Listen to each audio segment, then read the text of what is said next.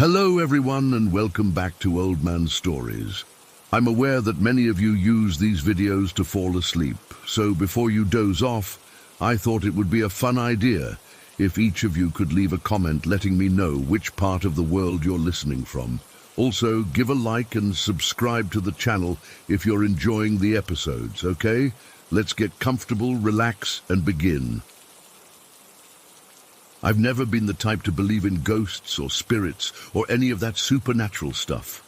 Growing up in Colombia, I was surrounded by a family deeply entrenched in Catholicism. Crucifixes on walls, prayers before meals, the whole deal. But I'd always been the black sheep, the one who questioned everything. By the time I was in my 20s, I was a full-blown atheist, practically allergic to anything spiritual. I prided myself on being rational, logical. Science explained everything, right? Well, that was until last October, one ordinary Tuesday that completely shattered my entire belief system. I was living in this beautiful two-story house in Bogota. It was an older place, probably built in the 70s, with these amazing tall windows that let in streams of sunlight, the kind of house that feels warm even on the coolest days. I'd been sharing it with my housemate Miguel for about 2 years at that point. We also had a maid, Rosalba, who came 3 times a week to help keep the place in order. That day started like any other. The sun was blazing through the windows, creating those perfect rectangular patches of light on the kitchen floor. It was around 3 p.m. and Miguel and I were in the kitchen. I remember I was chopping vegetables for dinner while Miguel sat at the counter, thumbing through some magazine, talking about this new restaurant he wanted to try. Our kitchen faced the back patio, a small courtyard with terracotta tiles and potted plants. Nothing fancy, just a typical Colombian house patio. The door to it was open because it was such a nice day and a warm breeze was drifting in.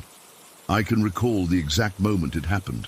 I was mid-sentence about whether I'd try the spicy or mild chicken at this restaurant when I felt it. At first, it was just a temperature change, like someone had suddenly opened a freezer door right next to me. The hairs on my arms stood up and I got goosebumps all over. But before I could even process that, I saw it. There, crossing the patio, was a shadow. But not just any shadow. This was a tall, distinctly male silhouette. It wasn't walking, it was floating, gliding across the patio at an unnatural speed. The shape was so clear, broad shoulders, a head, legs that didn't quite touch the ground. It was darker than any shadow should be in that bright afternoon sun, like a void moving through space. The weirdest part, it was 3 p.m. The sun was directly overhead. There was nothing that could have cast that shadow. As it crossed the patio, it came close to where I was standing by the open door. I felt it brush against me, not like a physical touch, but like someone had run an ice cube down my spine. It was cold, so intensely cold, but somehow dry. Not damp cold like fog or mist, but the kind of cold that feels like it's pulling heat out of your body. I froze. The knife I was holding clattered onto the cutting board. I couldn't speak. I couldn't move. Time seemed to stretch and compress all at once. Then I heard Miguel's voice, shaky and hollow. "Did you see that?" Those 4 words changed everything for me, because it meant I wasn't hallucinating. It wasn't my imagination. Miguel had seen it too. We both just stood there for a moment, staring at each other. My heart was pounding so hard I could hear it. Miguel looked as pale as I felt. "What the fuck was that?" I finally managed to say. Miguel shook his head. "I don't know, man. It looked like a person, but not." We abandoned our spots and ran to the patio, looking around like idiots. Of course, there was nothing there, just the potted plants, the terracotta tiles, the high walls that separated our property from the neighbors. No place where someone could have hidden. No explanation for what we'd just witnessed. For the rest of that day, we were on edge, jumping at every noise, checking corners before entering rooms. We tried to rationalize it. Maybe it was a weird reflection. Maybe someone had been on the roof of the neighboring house. Maybe it was some bizarre atmospheric phenomenon. But deep down we both knew what we'd seen. A shadow person. A ghost. Something that shouldn't exist in my atheist worldview. That night I couldn't sleep. Every time I closed my eyes, I saw that shadow figure gliding across our patio. I kept feeling that cold sensation where it had brushed against me. I must have checked my phone 100 times, watching the hours tick by. 1 a.m., 2 a.m., 3 a.m. Around 3:30 I heard it. Children's laughter coming from outside. Clear as day, the sound of kids playing. I sat bolt upright in bed, heart racing again. We didn't have any kids on our street. The closest family with children lived several houses away, and it was the middle of the night. I forced myself to get out of bed and go to the window. The street was completely empty, silent. No children, no one at all, but I could still hear them, laughing, calling to each other, the sound of small running feet. It was coming from right outside our house, but there was no one there. I spent the rest of the night with all the lights on, huddled under my blankets, like a child. The next morning, Rosalba came to clean. I was sitting at the kitchen table, bleary-eyed from lack of sleep. When she walked in, she took one look at me and stopped. "You saw it, didn't you?" she asked quietly. I nearly spilled my coffee. "Saw what?" She made a vague gesture toward the patio. "The shadow. The man shadow." My blood ran cold. I hadn't mentioned anything to her about what had happened. "What do you know about it?" Rosalba sighed and set down her cleaning supplies. She pulled out a chair and sat across from me. "I've seen it too. Many times. Always crossing the patio. Always very fast, like it's running from something." "When did you first see it?" I asked. "My second week working here. I was hanging laundry on the patio, and it passed right through me." She shuddered at the memory. Ice cold, like death itself. I couldn't believe what I was hearing. Rosalba had been seeing this thing for months and never said anything. "Why didn't you tell us?" She gave me a look that was part pity, part amusement. "Would you have believed me? You who doesn't even believe in God." She had a point. I wouldn't have believed her. I would have thought she was superstitious, maybe even considered finding a new maid who wasn't crazy. "Do you know what it is?" I asked her. "Or who it is?" Rosalba nodded slowly. "I asked the neighbors. This house has history.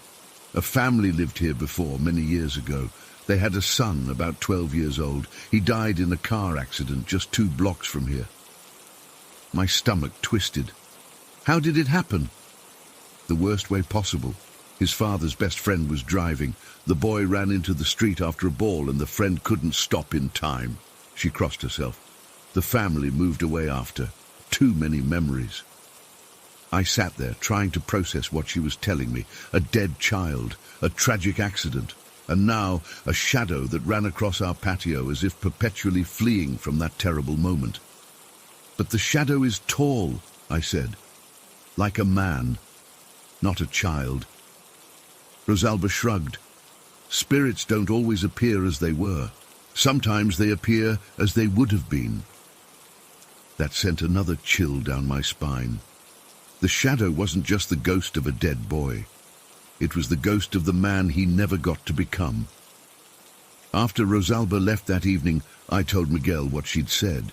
He wasn't surprised. "My grandmother always told me that violent or sudden deaths can trap spirits," he said. "They don't always know they're dead." That night, I heard the children again, laughing, playing outside our house where no children were. But this time, I understood. It wasn't multiple children. It was echoes of one child, the boy who died. The boy whose shadow still ran across our patio every day at 3 p.m., the same time he died all those years ago. Over the next few weeks, the sightings continued. Always the same. 3 p.m., the temperature drop, the tall shadow racing across the patio. Sometimes, if I was in the kitchen or the living room, I'd feel that cold brush against me. I started to recognize the pattern of the footsteps I would hear throughout the day, light and quick, like a child running. One afternoon, I was alone in the house when I heard a ball bouncing. It came from the patio, that distinctive rubbery thump, thump, thump of a ball hitting terracotta tiles. I walked to the kitchen doorway and looked out. The patio was empty, but the sound continued, thump, thump, thump, and then it stopped, followed by the sound of running feet heading toward the street. My blood turned to ice as I realized what I was hearing. The boy playing with his ball. The ball rolling into the street, the boy running after it. I ran to the front door and threw it open, half expecting to see a child running into traffic. But there was nothing, just an empty street in the afternoon sun. As I stood there, heart pounding, I heard a screech of brakes and a dull thud that seemed to come from everywhere and nowhere at once. Then silence. I closed the door and sank to the floor, shaking. I just heard the echo of a death that had happened decades ago, a death that kept repeating itself in the sounds and shadows of our house. That was 6 months ago. I still live in the same house. The shadow still crosses our patio every day at 3 p.m. The sounds of children playing, or rather one child playing, still come at night. I've learned to live with it in a strange way. I talk to him sometimes, the boy who never grew up, the boy whose shadow shows who he might have been. I'm not an atheist anymore. How could I be? I've seen with my own eyes that there's more to this world than what science can explain. There are layers to reality that we can barely comprehend. Just yesterday, I was sitting on the patio. I never used to do that before, but now I find it peaceful. It was approaching 3 p.m. and I was waiting. As always, the temperature dropped. As always, the shadow appeared, racing across the tiles, but this time it paused. Just for a second, it stopped right in front of me, and in that moment, I could have sworn I saw the outline change, from a tall man to a small boy. Then it was gone, continuing its eternal race across the patio. I don't know if he's trapped here, or if he's choosing to stay. I don't know if he's aware of us, or if we're just watching the replay of his last moments on an endless loop. All I know is that my entire understanding of the world has been turned upside down by a shadow that shouldn't exist. And sometimes, late at night when I hear the laughter outside, I wonder if he's lonely.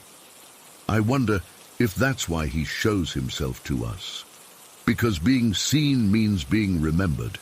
And maybe that's all anyone wants after they're gone, to not be forgotten. So I remember him. The boy I never knew. The shadow that changed everything. Story 2? I've never told anyone about this. Not my family, not my current friends, not even my therapist. But I need to get this off my chest because it's been haunting me for the past 15 years, and I think I'm finally losing my mind. It all started back in 2008. I was in my early 20s, and Rebecca was one of my closest friends at the time. We'd met in a philosophy class at community college and just clicked. She was this quiet, artsy type with long black hair and these intense green eyes that always seemed to be looking at something just past you. Looking back, there were signs something was off with her. But when you're young and just trying to figure life out, you don't always notice the red flags. That day in August is burned into my memory.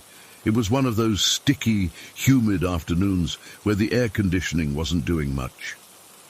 Rebecca had invited me over to her apartment to hang out, listen to music, maybe watch a movie. Nothing unusual. She lived in this old converted house that had been split into 4 apartments. Her place was on the 2nd floor at the end of a long hallway.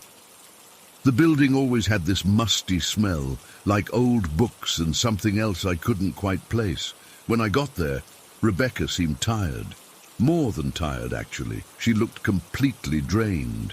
Her skin was pale, and she had these dark circles under her eyes like she hadn't slept in days. When I asked if she was okay, she just mumbled something about not sleeping well lately. Again, nothing that unusual for a college student, right? We ended up in her bedroom, which was this small room with dark purple walls and blackout curtains. She had string lights around the ceiling that gave off this soft glow.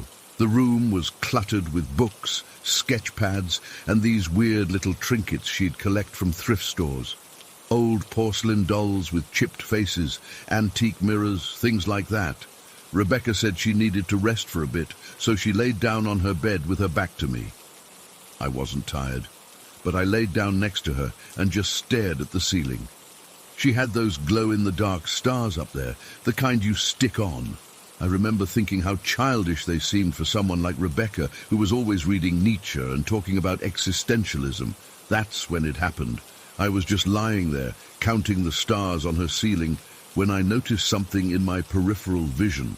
The light coming from under her bedroom door, the hallway light was on, started to get blocked. Like a shadow was passing by. But it wasn't passing by, it was creeping. That's the only word I can use to describe it. Slow, deliberate movement. At first I thought maybe it was one of her roommates, but something about it felt wrong. The shadow was too low to the ground and it moved so carefully. I remember my heart starting to beat faster, and I turned my head slightly to get a better look without being obvious. The shadow continued to move across the bottom of the door, blocking more and more of the light until it was about halfway across. I was about to say something to Rebecca when she suddenly screamed, "Becky, go away!" I nearly jumped out of my skin. I thought she'd been asleep, but she'd screamed so loudly and with such force. She didn't turn around, though. She kept her back to me, facing the wall. When I looked back at the door, the shadow was gone. The light from under the door was normal again. My hands were shaking and I felt cold sweat on my forehead. "Rebecca," I whispered. "What was that?" She didn't answer for a moment, and I thought maybe she had fallen asleep. But then she mumbled, "Just don't worry about him." Him, not her, not Becky. Him. I wanted to ask more questions, but something in her voice told me to drop it. She sounded so exhausted, so defeated. A few minutes later, I could hear her breathing change as she drifted off to sleep. I laid there for what felt like hours, too afraid to move, too afraid to leave her alone, too afraid to fall asleep myself.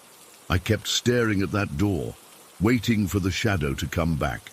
It didn't. When Rebecca woke up about an hour later, she acted like nothing had happened. I tried to bring it up casually, asking, "So who's Becky?" She just looked at me blankly and said she didn't know anyone named Becky.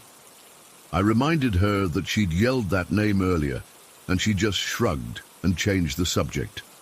I left her apartment that evening feeling unsettled, but I convinced myself it was nothing. Maybe she'd been having a nightmare. Maybe she sleep-talked. There were plenty of rational explanations, and I clung to them. Over the next few weeks, I noticed Rebecca withdrawing more and more. She started skipping classes, stopped answering my texts, and when I did see her, she looked worse each time, thinner, paler, with that haunted look in her eyes growing more pronounced. Eventually, she dropped out of school altogether and moved away without telling anyone where she was going. I tried to find her on social media in the years that followed, but it was like she'd vanished. Life went on. I graduated, got a job, moved to a different city. I mostly forgot about Rebecca and that strange day in her apartment. Mostly. Then about 3 years ago, weird things started happening in my own life. It began with small things. Items being moved from where I'd left them. Doors I was sure I'd closed being open when I came home. I blamed it on stress, on forgetting things in the rush of daily life. But then it escalated. I'd be alone in my apartment and hear the front door open and close, footsteps in the hallway, but when I'd check, there was no one there. I started having trouble sleeping because I'd feel my bed shake slightly, like someone was sitting down on the edge of it.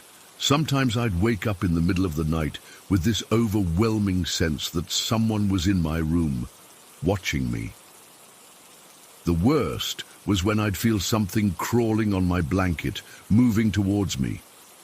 I'd throw the covers off in a panic, but there was never anything there. No bugs, no pets, I don't have any. Nothing that could explain the sensation.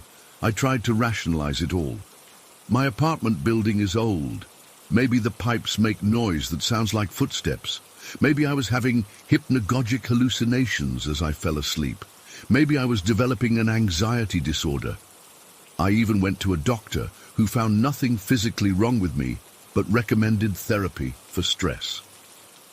About 6 months ago, a new woman started working at my office. Mara.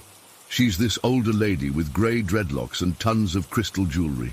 Normally, I wouldn't have given her a second thought. We work in completely different departments. But one day, she approached me in the break room with this weird look on her face. "You've got something following you," she said without any introduction. I nearly spilled my coffee. "Excuse me?" "I don't mean to frighten you," she continued, her voice lowered. "But I'm sensitive to these things. Always have been. And you've got something shadowing you." I laughed it off, tried to make a joke about my actual shadow, but my heart was racing. She must have seen the fear in my eyes because she put her hand on my arm. Her skin was warm, almost hot, and said, "It's not malevolent, if that helps." "What do you mean?" I asked, abandoning any pretense of not believing her. "The energy around you. It's not harmful. It feels protective, actually, like a guardian. I don't believe in this stuff. I'm not religious or spiritual. But something about what she said resonated with me."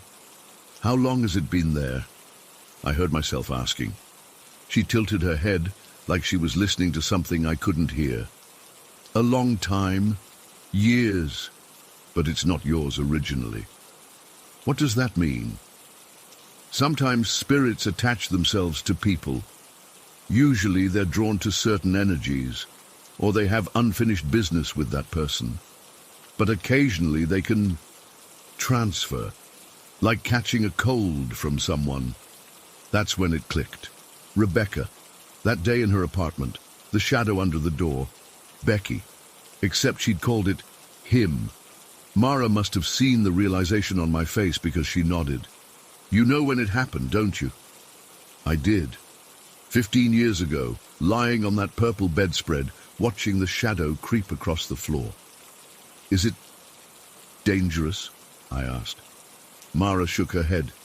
"No. Like I said, it feels protective, guardian-like, but it's restless. It wants something." "What?" "I don't know. That's something you need to figure out." After that conversation, the activity in my apartment actually increased. It was like whatever was following me knew I was aware of it now. The footsteps got louder, the bed shaking more noticeable. Twice, I woke up to find my blankets had been tucked in around me, something I never do. I started researching online, reading about spirit attachments and hauntings. Most of what I found was obvious bullshit, but some of it lined up with what I was experiencing. One thing kept coming up, the importance of knowing the spirit's identity and purpose. That's when I decided I needed to find Rebecca. It took me weeks of searching, dead ends, and awkward messages to mutual acquaintances we once had. Finally, I found her on an obscure art forum. She was using a different name, but the drawings she posted were unmistakably hers. The same dark, intricate style I remembered. I messaged her, not expecting a response. To my surprise, she replied within hours. Her message was short. "I wondered when you'd reach out. You feel it now too, don't you?" We arranged a video chat the next day. When her face appeared on my screen, I barely recognized her. The years hadn't been kind to Rebecca. She looked much older than her age, her once black hair now streaked with grey, her face gaunt. But her eyes, they were still that intense green, still looking at something just past me. "You've got Becky now," she said without preamble. "Who is Becky?" I asked, my mouth dry. "Not who, what?" She let out a humorless laugh. "Becky is what I called it, the thing that followed me since I was a child, the shadow." "But that day in your apartment you said him," I pointed out. She nodded. Sometimes it feels male, sometimes female, sometimes neither. I called it Becky, because giving it a name, making it seem more human, made it less terrifying. What is it? Rebecca shrugged. I don't know, a ghost, a demon, a figment of my imagination that somehow became real. All I know is that it was with me for most of my life, and then one day it wasn't. I think I know when it left me. Her eyes bore into mine through the screen.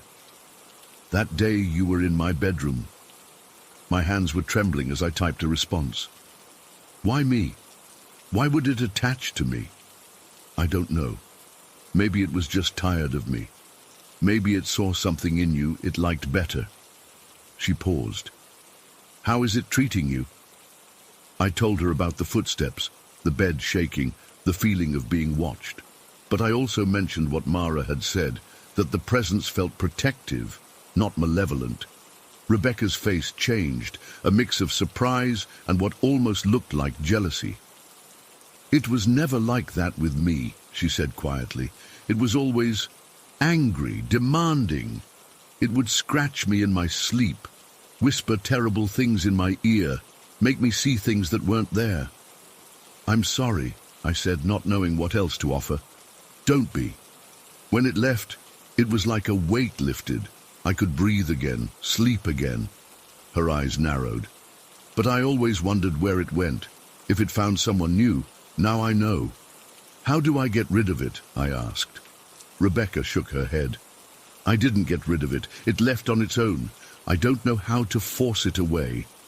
She looked down, then back up at me with an intensity that made me shiver. But if it's not hurting you, maybe you don't need to. Maybe it found what it was looking for with you. After our conversation, I couldn't sleep. I lay in bed, staring at my ceiling like I had in her room all those years ago, waiting, listening. Around 3 a.m. I felt it. The familiar sensation of the bed dipping slightly, as if someone had sat down. But instead of panicking, I whispered, Becky. The temperature in the room dropped noticeably. I could see my breath misting in the air. On the wall opposite my bed, a shadow moved. Not cast by anything, just moving on its own. It wasn't human-shaped exactly. More like a smudge, a blur of darkness that shifted and pulsed. Why are you here? I asked, surprised at how steady my voice was. What do you want from me? The shadow grew larger, stretching across the wall until it reached the ceiling. I felt pressure on my chest, not painful but firm, like someone pressing their hand against my sternum. And then, I can't explain this part without sounding crazy, I felt a rush of emotions that weren't mine. Sadness, loneliness, gratitude, protection. I understood suddenly. This thing, this Becky or whatever it called itself, had been with Rebecca for years. It had been hurting her, feeding off her fear. But when I came that day, something changed. It saw something in me that it needed, not as a victim, but as a friend? Guardian?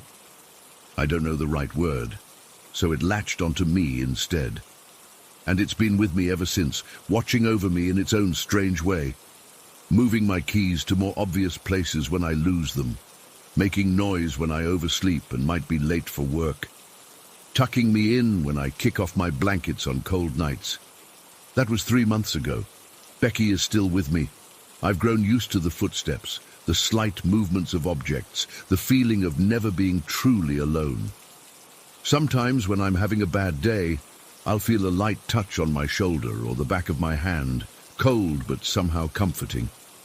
Mara from work has been helping me understand more about spiritual attachments. She says some entities just want acknowledgement, to be seen and recognized. Others are drawn to certain energies or need help moving on. She thinks Becky might fall into the first category, something ancient and lonely that just wants connection. I still have so many questions. Why was it so different with Rebecca? Why did it hurt her but seems to protect me? What happens if I die? Will it move on to someone else? I may never know the answers. All I know is that right now, as I type this, I can feel something reading over my shoulder, The screen keeps flickering slightly, and the temperature around me is several degrees colder than the rest of the room. It knows I'm talking about it. I've made my peace with my shadow companion. We've reached an understanding of sorts. I acknowledge its presence and it doesn't frighten me anymore. Most nights, anyway. But sometimes in those dark hours before dawn, I still think about Rebecca's face when she screamed at the shadow under her door, the pure terror in her voice. And I wonder if I've made a terrible mistake in accepting this thing into my life. If one day it will show me its true nature. For now, though, we coexist. Me and my shadow, me and Becky. Whatever it is, whoever it is, it chose me. And until it decides otherwise, I guess we're stuck with each other. Story 3. I still don't sleep well at friends' houses. It's been 20 years since that night at Jake's place, but the memory is burned into my brain like a brand. I've tried therapy, meditation, even hypnosis to make sense of what happened, but nothing helps. I need to get this off my chest, even if no one believes me. This happened when I was 10. Jake was my best friend in 4th grade. We did everything together: video games, bike riding, building forts in the woods behind our neighborhood. His family had this old farmhouse on the edge of town. Not like a working farm or anything, just one of those century-old houses with weird layouts and too many rooms. The kind with creaky floors and windows that rattle when the wind blows. Jake's parents finally said I could stay overnight on a Friday in October. I remember being so excited. It was my first sleepover there, and Jake had gotten a new PlayStation game we were dying to play.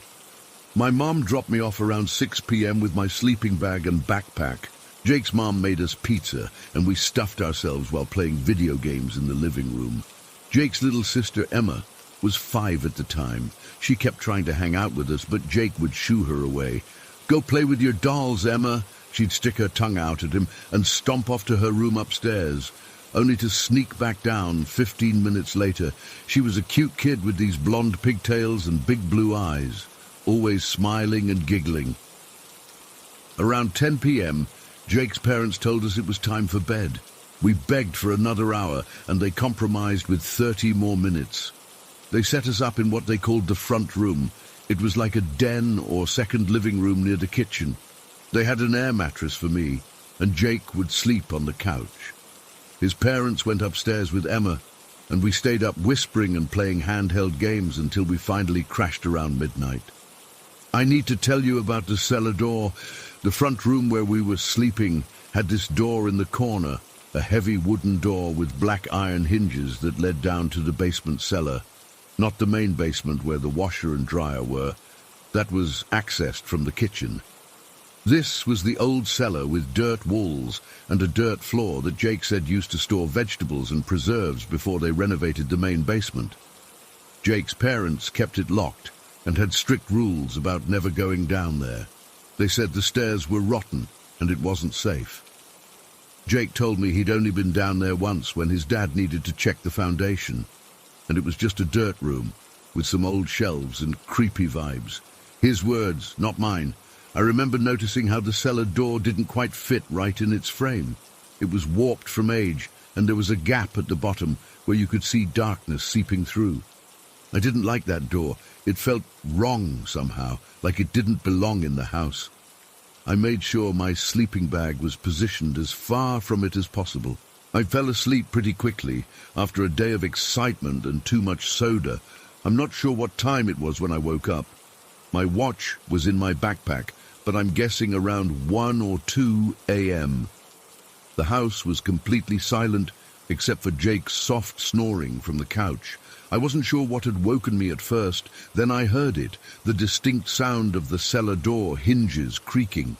My heart started pounding immediately. I froze in my sleeping bag, eyes fixed on that door in the corner. It was moving, slowly opening inward toward the cellar. I wanted to scream for Jake, but my voice was stuck in my throat. I couldn't even move. The door opened about halfway and then stopped. There was just darkness beyond it, deep, impenetrable darkness. No light, no shape, nothing. Just a black void where the cellar should be. I remember thinking how weird it was that I couldn't even see the first step going down. Then the door began to close, just as slowly as it had opened. The hinges made that awful creaking noise again. When it finally shut with a soft thud, I started breathing again. I was about to wake Jake when I saw the doorknob turn again. My whole body went cold. The door opened just enough for someone to slip through and then closed again. And there, standing by the cellar door, was Emma, Jake's 5-year-old sister, in her pink pajamas with unicorns on them.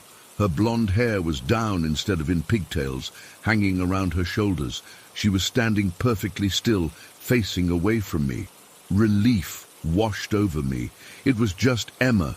She must have come downstairs for something and accidentally opened the wrong door. But why would she be in the cellar that was strictly off-limits? And how did she open the locked door? Before I could call out to her, she started walking. Her movements were strange, jerky and stiff, like she was sleepwalking. She didn't look around, just moved in a straight line toward the kitchen. She didn't acknowledge me at all, even though she had to walk right past my sleeping bag. I glanced at Jake, but he was still out cold. Something told me not to wake him yet. I don't know why, but I felt like I needed to follow Emma and make sure she was okay. Maybe she was sleepwalking. I'd heard that you shouldn't wake sleepwalkers suddenly. I slipped out of my sleeping bag and followed her into the kitchen, staying a few feet behind. The house was dark, but there was enough moonlight coming through the windows that I could see her outline. She went straight to the kitchen counter and stopped in front of a large glass jar where they kept granola bars. She reached up on her tiptoes, her fingers just barely able to reach the lid. That's when I finally found my voice. "Emma," I whispered. She froze. Then very slowly, she turned her head toward me. The moonlight hit her face, and what I saw made my blood turn to ice. Her expression was wrong. Her eyes were too wide, too alert for a sleepwalking child. Her mouth was slightly open, but not in the relaxed way of a sleeper. It was the expression of someone who'd been caught doing something they shouldn't. We stared at each other for what felt like forever, but was probably only seconds. Then, without thinking, I reached over and flipped on the kitchen light switch. The kitchen flooded with light, and Emma was gone. Not like she ran away or hid, she vanished. 1 second she was there reaching for the granola jar, and the next second there was nothing. The granola bar she'd been grabbing fell to the floor with a soft thud. I couldn't move. I couldn't breathe. I stood there, hand still on the light switch, staring at the empty space where she had been. The only evidence that anything had happened was that granola bar on the floor. Then the reality of what I'd just seen hit me like a truck. I ran back to the front room, dove into my sleeping bag, and pulled it over my head. My heart was hammering so hard, I thought it might burst out of my chest. I was shaking uncontrollably. I wanted to wake Jake, but what would I say? "I just saw your sister disappear?" He'd think I was crazy or playing a stupid prank. I didn't understand what had happened myself. Had I imagined it? Was I dreaming? But the memory was too vivid, too real. I lay there for the rest of the night, wide awake, listening for any sound from that cellar door. Every creak of the house settling made me flinch. Every shadow seemed to move. I kept my eyes on that door, terrified it would open again. But it stayed closed. The night stretched on forever. I've never experienced time moving so slowly. I counted every second, praying for morning to come. I didn't dare close my eyes, not even for a moment. Around 6 a.m., I heard movement upstairs. Footsteps, a door opening and closing, the sound of water running. The normal sounds of a family waking up. I almost cried with relief. Just knowing other people were awake made me feel safer. Jake woke up around 6:30, yawning and stretching. "Morning," he mumbled, completely oblivious to what had happened. He asked if I wanted to watch cartoons before breakfast. I nodded, not trusting my voice yet. At 7 a.m., Jake's parents came downstairs. His dad was carrying Emma in his arms. She had her head on his shoulder, looking sleepy and grumpy. "She crawled into our bed again last night," Jake's mom said, rolling her eyes. "Third time this week." I felt like someone had dumped a bucket of ice water over me. Emma had been in her parents' room all night. Then what? Who had I seen in the kitchen? Jake's dad set Emma down at the kitchen table and went to make coffee. That's when his mom noticed the granola bar on the floor and the open jar on the counter. "Boys, did you get up in the night for a snack?" she asked, frowning slightly. Jake shook his head. "No, Mom." She looked at me. I wanted to tell her everything, but the words wouldn't come. Instead, I just shook my head too. She sighed. "Well, someone left the granola bars open. Please don't leave food out overnight. It attracts ants." I couldn't take my eyes off Emma. She was sitting at the table, swinging her legs back and forth, looking exactly like a normal 5-year-old girl who'd just woken up. Her blonde hair was a mess from sleep, her unicorn pajamas rumpled. She caught me staring and gave me a confused look before turning to her mum and asking for cereal. This was Emma, the real Emma. So what had I seen coming out of that cellar door in the middle of the night? The rest of the morning was a blur. I barely touched my breakfast. I kept watching Emma, looking for any sign that she knew something or that she wasn't real, but she was just a regular kid, arguing with her brother about what cartoon to watch and spilling milk on the table. I called my mom at 9 a.m. and begged her to pick me up early. I made up an excuse about feeling sick. Jake was disappointed, but I couldn't stay in that house another minute. Not with that cellar door standing there, mocking me with its secrets.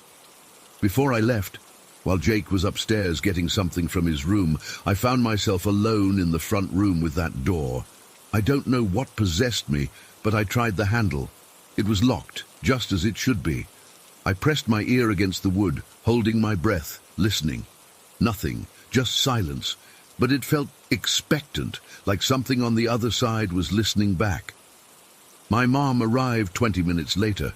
I nearly ran to her car, looking back at the house one last time before getting in. It looked so normal in the daylight, just an old farmhouse with a family inside. I never stayed overnight at Jake's house again. I made excuses whenever he invited me. Within a year, my family moved to another state for my dad's job, and Jake and I lost touch. To this day, I don't know what I saw that night. Was it a dream, a hallucination, or something else? Something that lived in that dirt cellar and could take the form of a little girl. Sometimes I wonder if it was trying to lure me into the kitchen for some reason. Or maybe it was trying to get me to follow it back to that cellar door. Whatever it wasn't Emma. And I've never forgotten the way it looked at me when I called her name. That expression of shock, like it hadn't expected to be caught. Or the way it simply vanished when the lights came on, leaving nothing but a fallen granola bar as proof it had ever been there at all. I still can't sleep in unfamiliar houses, and I check every door in my home before I go to bed, making sure they're all securely locked. Especially the basement door. Story 4. I still can't explain what happened that day, and honestly, I don't think I want to. Working retail isn't exactly thrilling most of the time, but when your store is built inside an old World War II military hangar, things can get complicated. I'd been working at Harbour Home Goods for about 6 months before things got weird. Our store wasn't in some fancy mall. It was this massive converted airplane hangar from the 1940s. Management thought it was a cool selling point, and they kept a lot of the original features intact. Exposed steel beams, those huge bay doors, now permanently sealed, of course, and this weird mezzanine area where they stored excess inventory. My department was housewares, located in what used to be the ready room, according to the little historical plaques they had scattered around. This was where Navy pilots and crew would prepare for missions, get their briefings, that kind of thing. I didn't think much about it at first. It was just the place where we sold blenders and toaster ovens. The first time I felt something was during inventory week. I was counting stock in the back corner of my department, and suddenly the hair on the back of my neck stood straight up. It wasn't like a chill, more like when you're too close to something with static electricity, but not quite touching it. That tingling sensation that makes your skin feel like it's crawling, but in a weirdly not unpleasant way. Hard to describe. I mentioned it to Marta, who'd been working there for years. She just shrugged and said, "Oh yeah, that's just the sailors saying hello." "I'm sorry, what?" "The sailors. You know this place is haunted, right?" The casual way she said it threw me, like she was telling me we were out of receipt paper or something.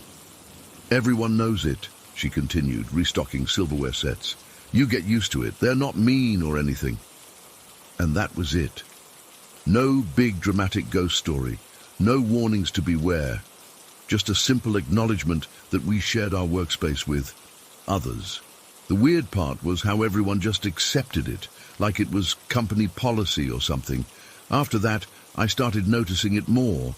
That electric feeling would come and go, especially in the quiet moments when the store was empty. It was strongest in my department, but you could feel traces of it throughout the building. Sometimes it felt like I was moving through invisible pockets of something. Not cold spots exactly. More like places where time felt different, thicker somehow. The best way I can explain it is that it felt like time had bent upon itself.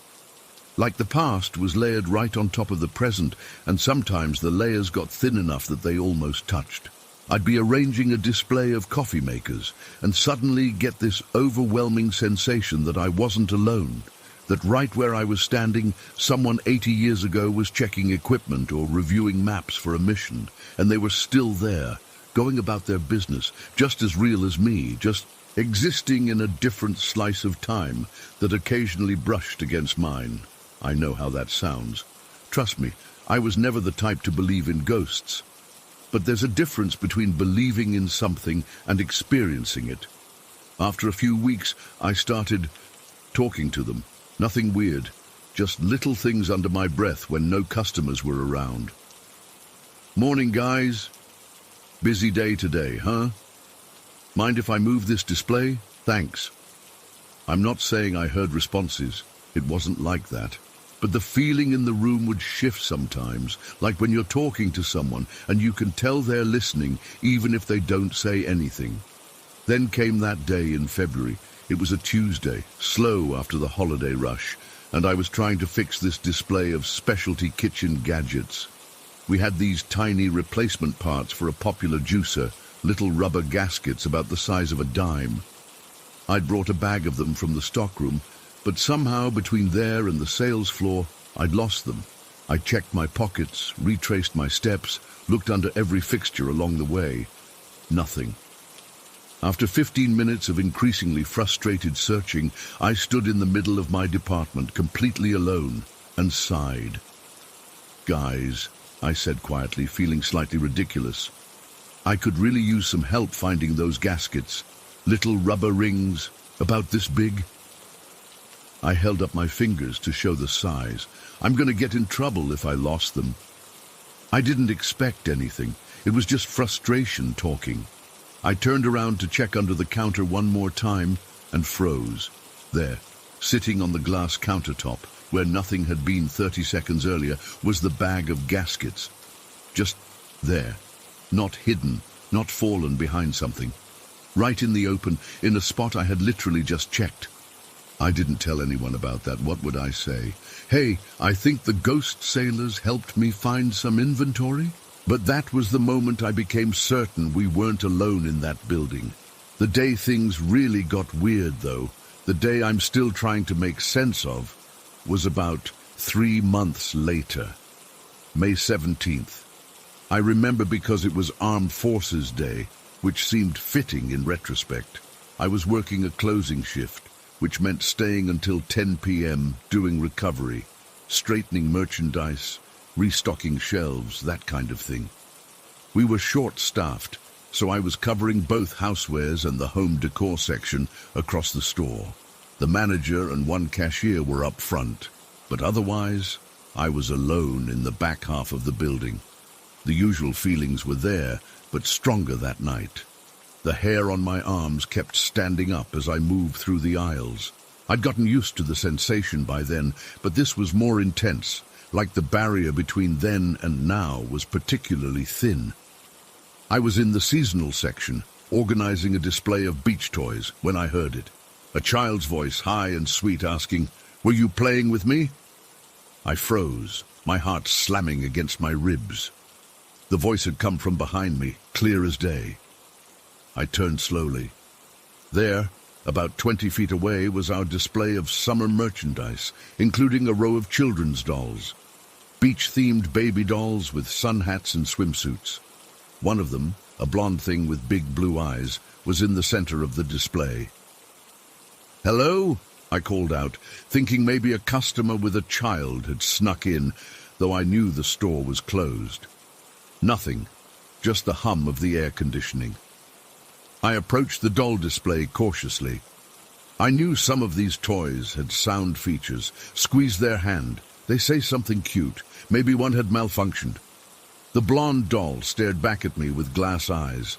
I reached out, hesitated, then picked it up. No reaction. I pressed its stomach. Nothing.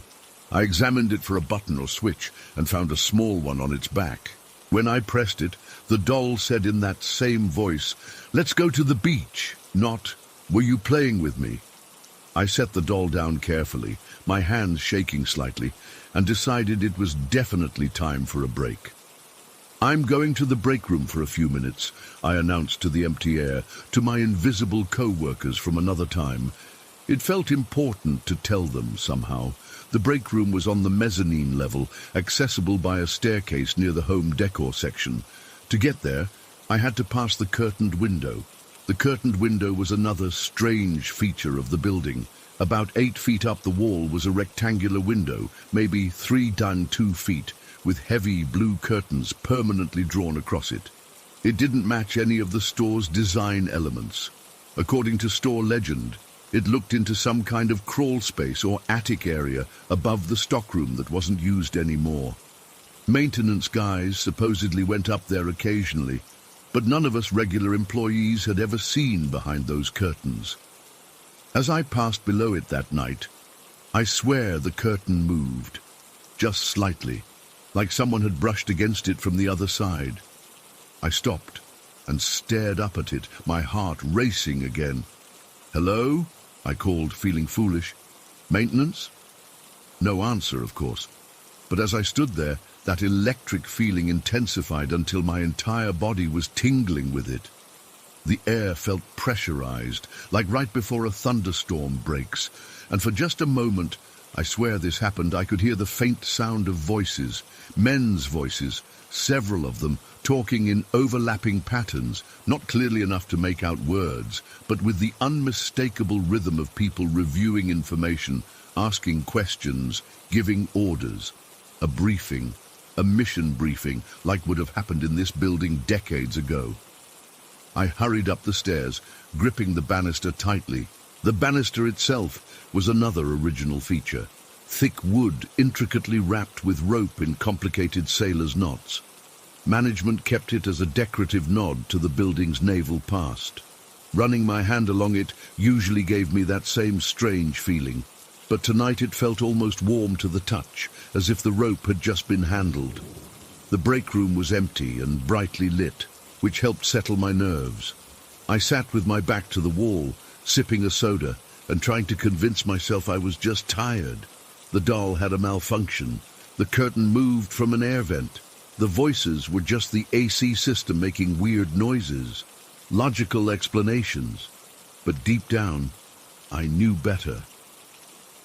When my break ended, I went back downstairs cautiously. The feeling was still there, but less intense now. I finished my shift without further incident, though I deliberately avoided the doll section. As I was shutting off the lights in housewares, my department, the old ready room, I paused. "Good night," I said softly to the empty space. Thanks for your service. I felt silly saying it, but it also felt right somehow. The air seemed to lighten a bit, that electric feeling receding like a wave pulling back from shore. I was almost to the exit when Maria, the cashier, called out to me, "Hey, did you see that guy in the khaki uniform earlier? Manager was looking for him." I stopped. What guy? Older man, maybe 60s, had like an old-fashioned sailor uniform on. I thought he was with the Armed Forces Day event at the mall next door, but he was walking around the store about an hour ago. A chill ran through me. I didn't see anyone like that. She shrugged. Weird. I saw him near your department. Thought maybe he talked to you. I didn't tell Maria that I'd been alone in my department all evening. I didn't tell her about the doll, or the curtain, or the voices. What would be the point? The thing is, I still work there. The weird experiences haven't stopped. Just last week, I was alone doing early morning stock and distinctly heard boots on the metal staircase when no one was there. The electric feeling comes and goes, sometimes so strong it makes me dizzy, other times just a faint background sensation. But here's what bothers me the most. I don't think these are just echoes or recordings of the past. Sometimes I get the distinct impression that they're aware of us, watching us, helping us occasionally, continuing their duties in a building that's changed purpose but still somehow belongs to them. The spirits in that hangar don't seem malevolent. They're just there, going about their business in their slice of time while we go about ours. But on certain days, when the membrane between then and now gets thin enough, we brush against each other, and I can't shake the feeling that they're preparing for something important, something that, in their reality, hasn't happened yet, but in ours happened long ago. I don't know what to do with that knowledge, so I just show up for my shifts, greet them politely when I arrive, and try not to think too hard about whose space we're really sharing. Because the next time that doll speaks, I'm not sure I want to hear what it has to say. Story 5. I've been holding this in for nearly a year now, and I need to finally get it off my chest. I still get goosebumps thinking about it, and I've been sleeping with the lights on since it happened. I know it sounds crazy, and maybe I am going crazy, but I swear every word of this is true. Last year, my best friend Jen and I were looking for a place to rent together to save on costs. Both of us were working entry-level jobs that barely covered our expenses, and sharing a place seemed like the perfect solution. We found this 2-story house in Crestview that seemed perfect. The upstairs portion was available for rent, while an elderly lady named Mrs. Winters lived downstairs. The rent was surprisingly affordable for the area, which should have been our first red flag, but we were too excited about the spacious rooms and being able to split the cost. From the very first night we moved in, something felt off. Nothing I could put my finger on exactly. Just this constant feeling like we weren't alone, like someone was watching us. The air felt heavy somehow. Jen felt it too. I'd catch her staring into empty corners sometimes, or stopping mid-sentence like she'd heard something I hadn't. The first weird thing that happened was with our key cards. The house had this electronic entry system that used key cards instead of traditional keys. About 3 weeks after moving in, I couldn't find my key card anywhere. I tore apart my room, checked all my pockets, my bag, everywhere I could think of. It was just gone, like it had vanished into thin air. Mrs. Winters, our landlady, seemed annoyed but gave me a replacement without much fuss. 2 weeks later, Jen lost hers too. Again, we searched everywhere, but it was like it had disappeared from existence. This pattern continued. Every few weeks, one of our key cards would go missing. We started keeping them on lanyards around our necks when we were home, but somehow they'd still disappear. Mrs. Winters eventually got frustrated and made us pay for the replacements, which was fair enough, but it was so bizarre. We'd both check our cards were in our purses before leaving, and somehow they'd vanish anyway. But the key cards weren't the scariest part, not even close. It started about a month after we moved in. I got up in the middle of the night to use the bathroom. It was around 1 a.m. according to my phone, As I was washing my hands, I glanced out the small bathroom window that overlooked the backyard. That's when I saw him for the first time.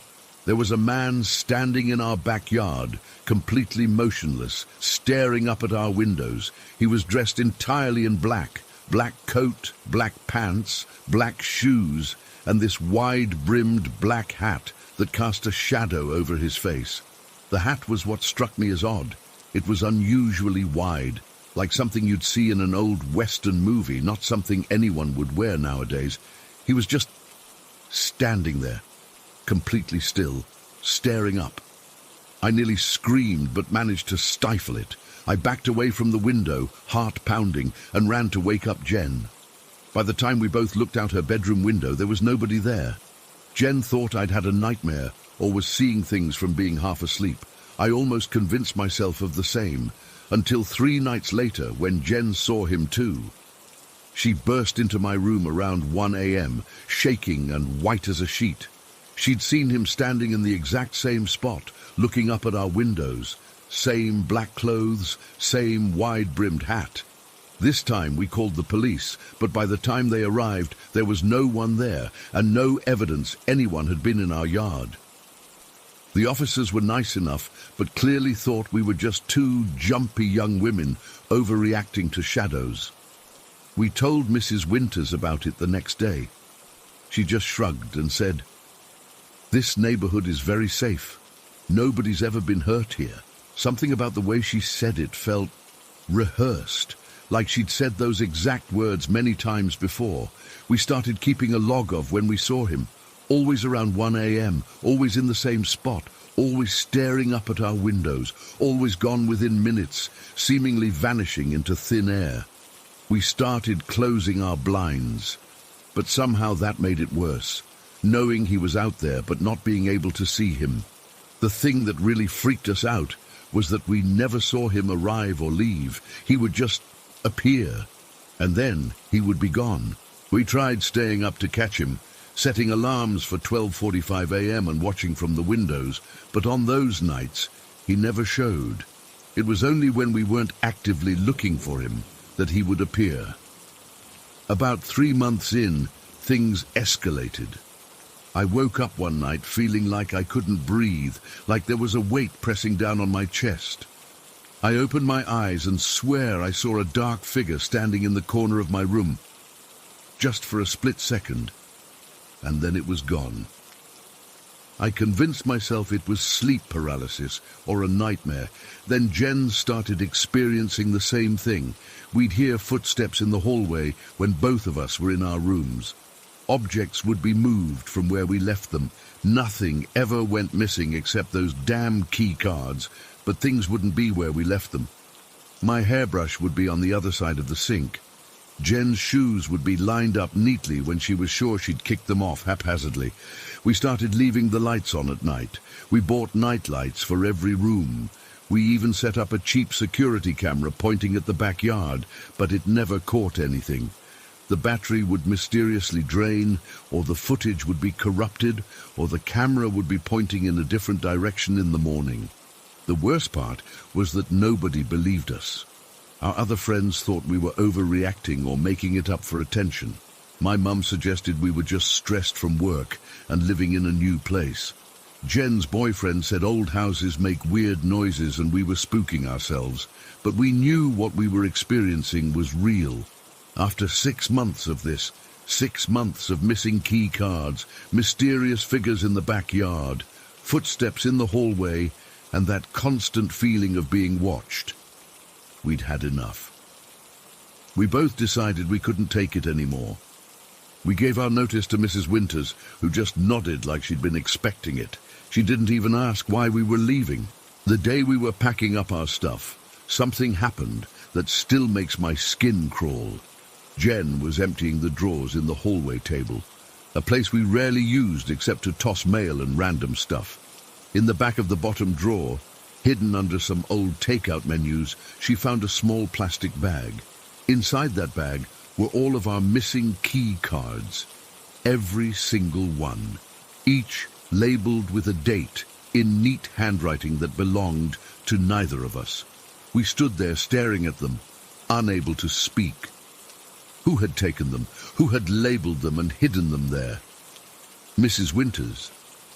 But why? And how did she get into our apartment to take them in the first place? That night, our last night in the house, we barely slept. We'd packed almost everything into Jen's car and my car, ready to leave first thing in the morning.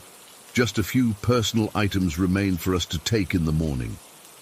We'd planned to spend one last night there since we'd paid rent through the end of the month anyway. Around midnight, Jen whispered from her sleeping bag on the floor. We'd already moved our beds. "Do you think he'll show up tonight to say goodbye?" I didn't answer.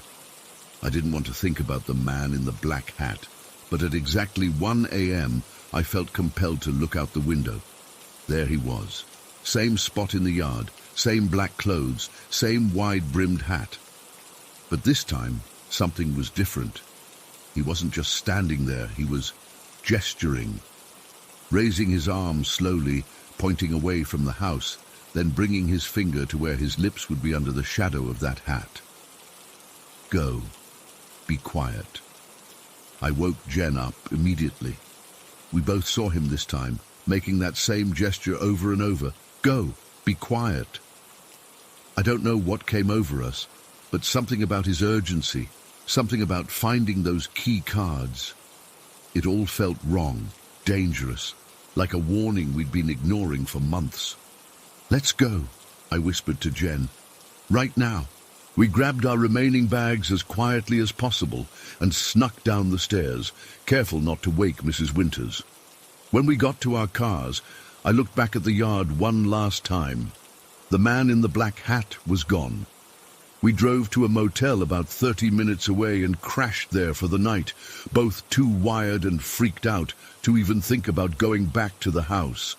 The next morning, my phone exploded with notifications, news alerts, texts from friends, calls from my mom. There had been a break-in at our house in Crestview. The elderly downstairs tenant, Mrs. Winters, had been robbed and murdered. It had happened around 3 a.m., just 2 hours after we left. The police called us in for questioning since we were the upstairs tenants. We told them everything, well, almost everything. We left out the man in the black hat. Who would believe that? We just said we'd decided to leave a night early and stay in a motel because we were tired from packing all day.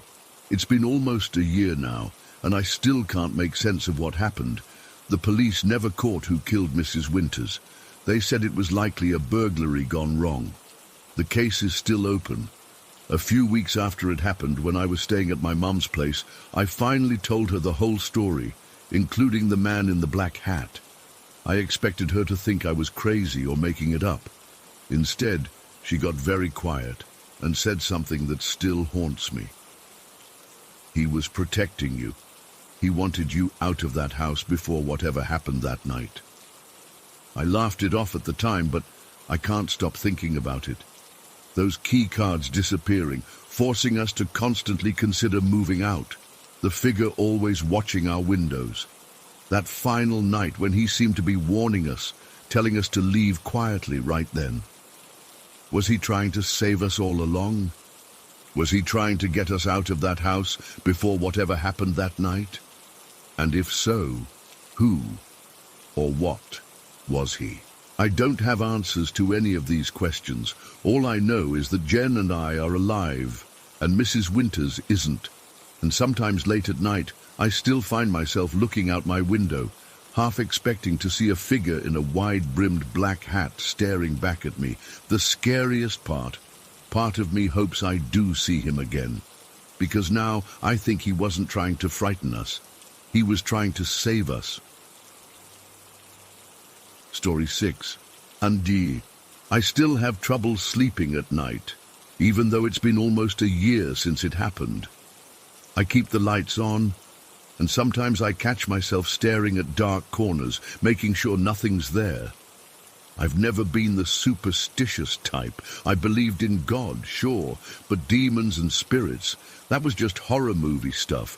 At least that's what I thought before we moved to that house in Riverside. We were struggling financially after my husband lost his job. With 3 kids and mounting bills, we had to downsize from our comfortable 3-bedroom apartment to the only thing we could afford, a small 2-bedroom rental house in a not-so-great part of Riverside. The place was cramped but clean, and the rent was within our tight budget. What made the property unusual was this boarded-up space attached to the side of the house. It wasn't accessible from inside our home. It had its own separate entrance, completely sealed with weathered plywood. When we asked the landlord about it, he just shrugged and said it was additional storage space that wasn't included in our lease, but we could rent it separately if we wanted to. The extra cost was out of the question at the time, so we just ignored it. For a whole year, we squeezed into that tiny house. The kids shared 1 bedroom with bunk beds crammed in, while my husband and I took the other. The living room doubled as a dining room, and we had this closet-sized kitchen that barely fit 1 person at a time. But we made it work because we had to. Things started looking up when my husband found steady work again. It wasn't anything fancy, just a warehouse job, but the pay was decent and he got regular hours. After catching up on some bills, we finally had a little breathing room in our budget. That's when we decided to ask about renting that extra space. The landlord seemed almost reluctant when we brought it up, which I found odd. He even asked if we were sure we wanted it, like he was giving us a chance to back out. But extra space was exactly what our family needed, so we pushed ahead. He had us sign an additional agreement and handed over a rusty key that looked like it belonged in some old horror movie. Last Tuesday, we finally unlocked that space for the first time. I'll never forget the feeling when that door creaked open. It was like the air got heavier somehow. The smell hit us first, musty and sour, with something else underneath I couldn't quite place. My husband flipped the light switch, and a single bare bulb flickered on, casting weird shadows across the room. The space was bigger than I expected, maybe 15 by 20 feet, with concrete floors and exposed beams. No windows at all. The walls were painted this deep burgundy color that made the room feel even darker. In one corner, there was this weird circular marking on the floor that looked like it had been scrubbed at, but never completely removed. What really got to me were the things we found scattered around. Behind an old wooden cabinet, there were these small animal claws and what looked like fangs in a little cloth pouch. We found bundles of dried herbs hanging from nails in the ceiling beams. Not like kitchen herbs, but weird-looking plants I didn't recognize. In another corner, there was this heavy stone bowl with dark stains inside. When my husband picked it up, he found symbols carved into the bottom that made no sense to us. My oldest son, who's 12, whispered, "I don't like this place, Mom." And honestly, I didn't either. But we'd already paid for it, and we desperately needed the extra room. So we spent the entire day cleaning. I'm talking heavy-duty cleaning, scrubbing floors, washing walls, clearing out all the junk. We filled 6 garbage bags with weird stuff. Some of it I didn't even want to look at too closely. My husband is very religious. He grew up in a devout household where his father was a deacon. After seeing everything in that room, he got this idea. "We should make this a prayer room," he said. "A small church space for our family." I wasn't entirely convinced, but I could see how determined he was, like he felt called to do this. That afternoon, we drove to the local church, where we'd been attending since moving to Riverside. The pastor there had been helping us through our financial struggles, and when my husband explained our plan, he seemed genuinely moved. "We have some old instruments in storage that we replaced last year," he told us. "You're welcome to have them for your family worship space." So we loaded up our minivan with a drum set, 2 guitars, a small keyboard, and a couple of microphones with stands. The drums were especially heavy. It took both my husband and the church janitor to carry them piece by piece. By evening, we had transformed that creepy space into something that actually looked nice. We hung a cross on the wall where those herbs had been, set up the instruments in the corner over where that circular mark had been, and even put down a couple of area rugs we'd gotten from a thrift store to cover the cold concrete. My husband was beaming with pride. "This is going to be a blessing for our family," he kept saying. The kids seemed to warm up to the idea too, especially my middle boy, who had always wanted to learn the drums. That evening we sat down for dinner in our cramped dining area. The door to our newly converted space was visible from where I sat, even though it was across our small living room and through the back door of our house. My husband led grace as usual, with all of us holding hands around the table. "Dear Lord," he began, "we thank you for this food and for the blessings you've given our family. We ask you to bless our new prayer room and cleanse this place from any evil spirits that may have dwelled there before." The exact moment he said, "Cleanse this place from evil spirits," something happened that I still can't explain. There was this sound, not quite a shriek, not quite a growl, but something in between. It was loud enough that all 5 of us heard it clearly, followed immediately by a tremendous crashing noise from the converted space. My blood went cold. I was facing directly toward that door, and what I saw will haunt me forever.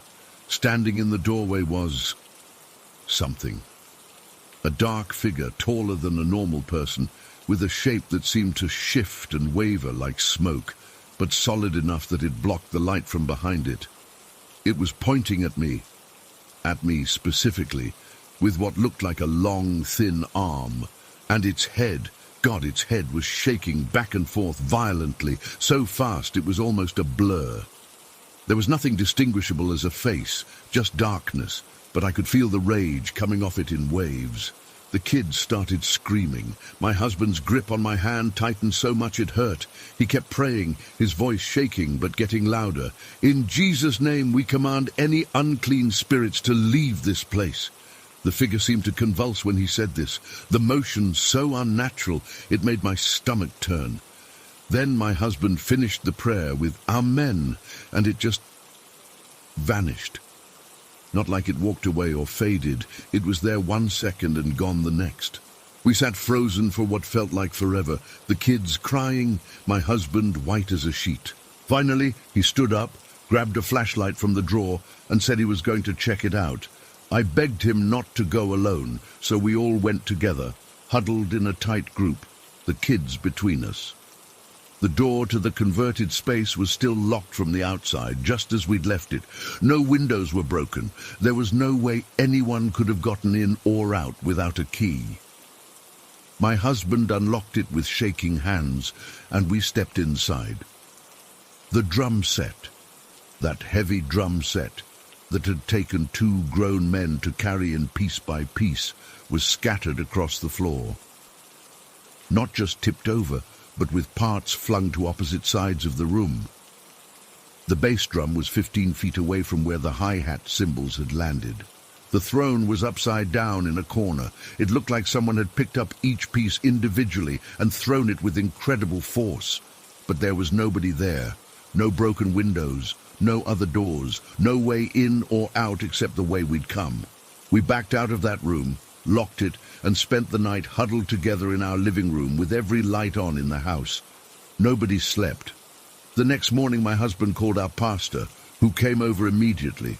When we showed him the space and told him what happened, his face got very serious. "This space," he said quietly, looking around, "was used for something dark.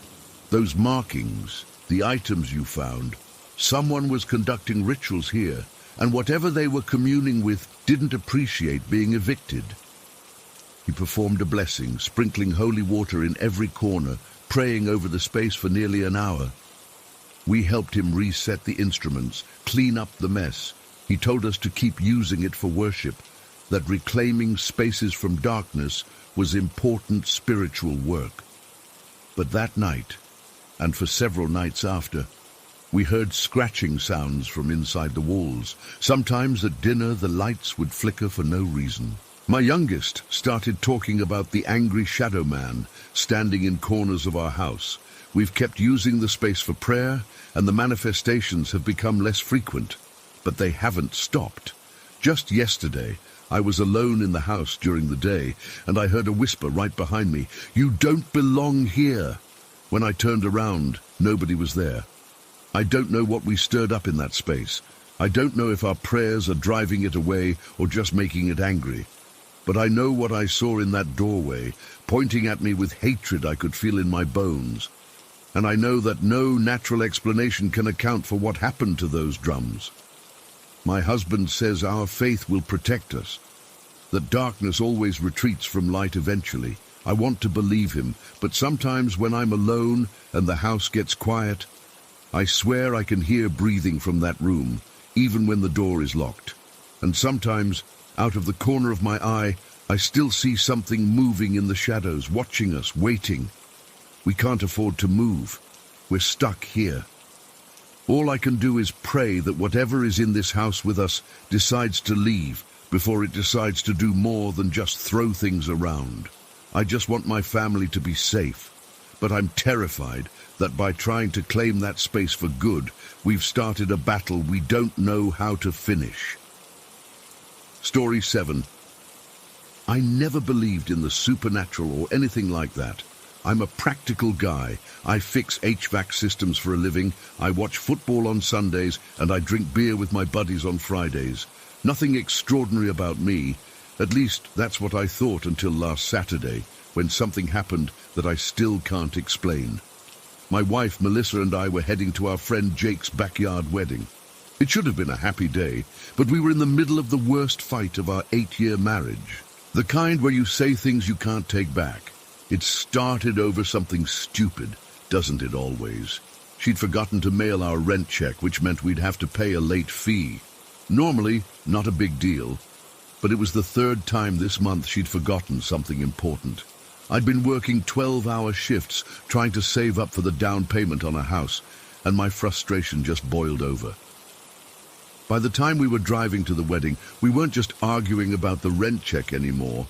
It was everything. How I work too much, how she spends too much, how we barely talk, how we haven't had sex in months. She brought up divorce. I didn't say no. The tension in the car was suffocating. I gripped the steering wheel so tight my knuckles turned white, and Melissa stared out the passenger window, wiping tears when she thought I wasn't looking. We didn't speak for the last 20 minutes of the drive. We pulled into Jake's neighborhood around 4:30. The ceremony was at 5, but we were supposed to be there early since I was one of the groomsmen. I parked on the street about 2 houses down from Jake's place. You could already hear music playing and people chatting in the backyard. "I can't do this right now," Melissa said, her voice hoarse from crying. "I can't pretend we're happy." "Then don't," I snapped, turning off the engine. "Or just stay in the car. Whatever." I knew I was being an asshole, but I couldn't stop myself. I slammed the car door and walked a few steps away, just needing some air. I leaned against a tree, took some deep breaths, and tried to get my shit together. Jake and Emma didn't deserve to have their wedding day ruined by our problems. That's when I saw Melissa get out of the car. She didn't look at me, just got out, closed the door, and started walking toward Jake's house. She was wearing her blue sundress, the one with little white flowers that I always liked. Her brown hair was down, falling past her shoulders. I felt a surge of anger watching her walk away. Fine. If she was going to ignore me, I'd just leave. I'd text Jake some excuse and drive back home. Let her find her own way back. I knew it was childish, but I was too angry to care. I walked back to the car, reached for the door handle and pulled. It was locked. I tried the passenger side, also locked. I peered through the window and saw the keys weren't in the ignition. Melissa must have taken them. "God damn it," I muttered, looking in the direction she'd gone. I could still see her about halfway to Jake's house. I started jogging after her, wanting to at least get the keys back. "Melissa," I called out, "you took the keys!" Then something happened that made my blood run cold. "What are you talking about?" Her voice came from behind me. I spun around. Melissa was sitting in the passenger seat of our car, looking at me through the open window with a confused expression. I stood there, frozen. My mind couldn't process what was happening. I looked back toward Jake's house, but the woman I'd been chasing was gone. "I've been watching you for the past 5 minutes," Melissa said, sounding worried. "You've been walking around the car, looking inside like you lost something. Are you okay?" My mouth went dry. You didn't just get out of the car and walk toward Jake's house?" Her expression changed from concern to unease. "No, I haven't left the car since we parked. The keys are right here." She held them up. I walked back to the car on shaky legs and got in the driver's seat. We sat in silence for a moment, neither of us knowing what to say. "What exactly did you see?" she finally asked, her voice barely above a whisper. I told her everything. How I saw her get out of the car, how she was wearing her blue sundress with the white flowers, how she walked toward Jake's house without looking at me. Her face went pale. That's impossible. I've been sitting here the whole time. I saw you get out, pace around, then start circling the car and looking inside. But I saw you, I insisted, my heart racing. It was you. Same dress, same hair, everything. Melissa looked down at herself. "This dress?" she asked, pointing to the blue sundress with white flowers she was wearing. I nodded, feeling sick to my stomach. "Nick." She hesitated, then continued. "Have you ever heard of a doppelganger?" "A what?" "A doppelganger. It's like a double of a person, a copy. There are stories about people seeing their own double or someone else's, and it's supposed to be some kind of omen or warning. I'm not a superstitious guy. I don't believe in ghosts or spirits or any of that stuff. But sitting there in the car, with the sun starting to set and casting long shadows across the street, I couldn't come up with a rational explanation for what had just happened." "That's crazy," I said, but my voice lacked conviction. "Is it?" Melissa asked quietly. "You just saw me walking away when I was sitting right here. How do you explain that?" I couldn't. I still can't. We sat in the car for a long time, our argument completely forgotten. Eventually, we decided to go to the wedding anyway, but we stayed close to each other the whole time. Neither of us mentioned what we'd been fighting about earlier. It seemed trivial compared to what had just happened. During the ceremony, I kept scanning the crowd, half expecting to see another Melissa watching us from somewhere. I didn't see anything, but I couldn't shake the feeling of being observed. At the reception, we barely mingled. We sat at our table, picking at our food and speaking in hushed tones about what had happened. "What if it was some kind of warning?" Melissa suggested, her fingers nervously twisting her napkin. "Like, if we had gone through with the divorce." I didn't want to think about that. Let's not jump to conclusions. Maybe I'm just tired from working so much. Maybe it was a stress hallucination or something, but I knew it wasn't. What I saw was real as Melissa sitting next to me in the car. We left the wedding early, claiming I had a migraine.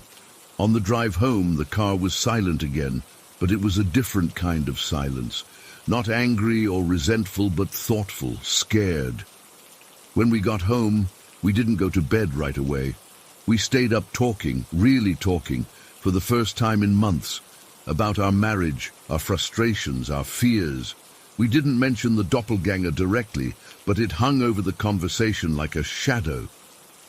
"I don't want to lose you," Melissa said at one point, her eyes filling with tears. "I don't want to lose you either," I replied, and I meant it. It's been a week since then. We've both been making an effort, going to bed at the same time, texting during the day, planning date nights. The fight we had in the car seems distant now, like it happened to different people.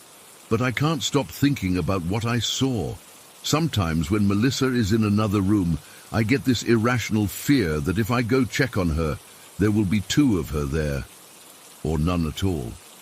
I've done some research online about doppelgangers. Most of what I found is just superstition and folklore. Some traditions say seeing your doppelganger is a harbinger of death. Others say it's a sign of good fortune.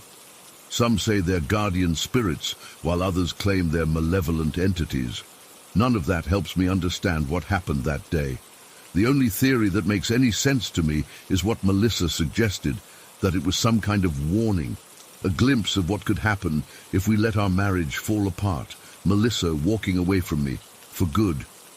I don't know if I believe that. I don't know what I believe anymore. All I know is that I saw something impossible, and it changed everything. Last night, I woke up around 3 a.m. and Melissa wasn't in bed. I found her in the kitchen, staring out the window into our backyard.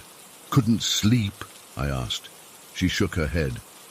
"I thought I saw someone out there, someone that looked like me." We stood by the window for an hour, watching, but there was nothing there. At least, nothing we could see.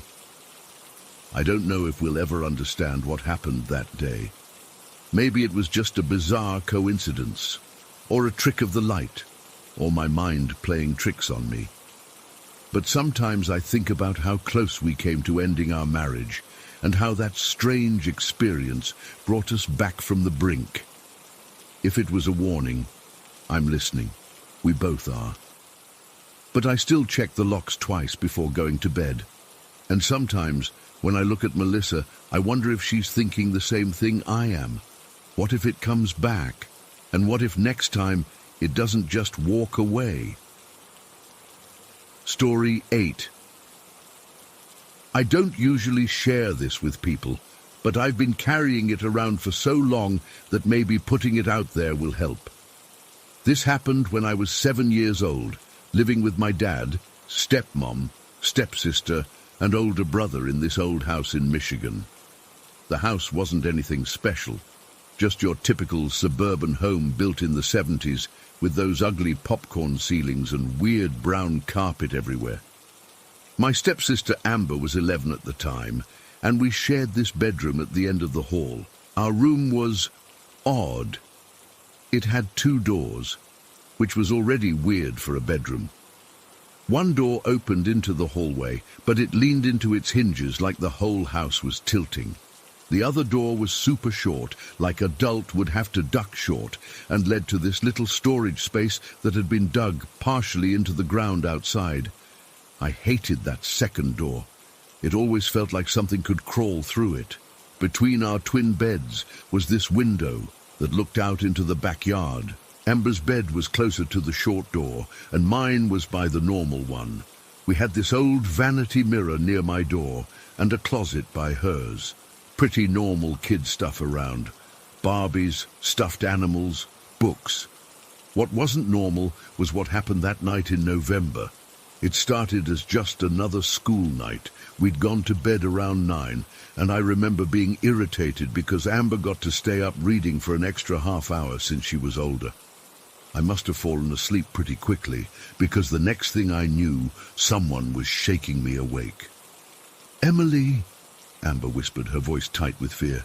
"Emily, wake up!" I rolled over, groggy and annoyed. "What?" I mumbled. "There's someone in our room." That woke me up instantly. I sat up, heart already racing. "What? Where?" Amber was sitting on the edge of my bed, her face pale in the dim light from our nightlight. "At the end of your bed. I saw it." I looked toward the foot of my bed, but didn't see anything. The room was dark except for the soft glow of the nightlight and these glow-in-the-dark stars we had stuck on the wall above our vanity. We'd arranged them in a smiley face pattern the weekend before, and they cast this eerie green glow. "I don't see anything," I whispered, but the fear in her voice had already infected me. I felt my skin prickle with goosebumps. "It was there," she insisted, like a shadow, but darker than the darkness, you know, standing right there." I looked again and still saw nothing, but that didn't matter. The seed was planted. I was terrified. "What do we do?" I asked. "I don't know. Maybe we should get your brother." My brother Jake was 16, and his room was across the hall. But before we could decide, Amber suddenly grabbed my arm, her fingers digging into my skin. "Get under the covers," she hissed. "Now!" I didn't ask questions. Her terror was so real that I just reacted. We both dove under my blanket, pulling it over our heads. The blanket was thick and immediately made it hard to breathe. I could feel Amber trembling next to me. "What? What did you see?" I asked, my voice barely audible. "It moved," she whispered back. "It moved over by the vanity." I felt sick with fear. Under the blanket it was hot and suffocating, but there was no way I was coming out. We lay there, pressed against each other, barely breathing. After what felt like forever, but was probably only a minute, Amber whispered, "We need to look. We need to know where it is." I shook my head violently, even though she couldn't see me in the dark. "No way. Just a peek. Just to see." She was right, and I knew it. Not knowing was worse. So together, we slowly pulled the blanket down, just enough to peek out. The room looked the same. Dark, with the faint glow of the nightlight and those green stars on the wall. But then I noticed something that made my blood freeze. The smiley face of stars above the vanity. Half of it wasn't glowing anymore. The right side of the face was completely dark, as if something was standing directly in front of it, blocking the light.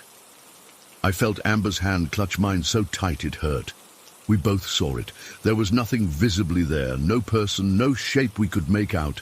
But something was definitely standing in front of those stars, something tall enough to block the top ones that were nearly at the ceiling. I couldn't move, couldn't scream. My entire body went rigid with terror.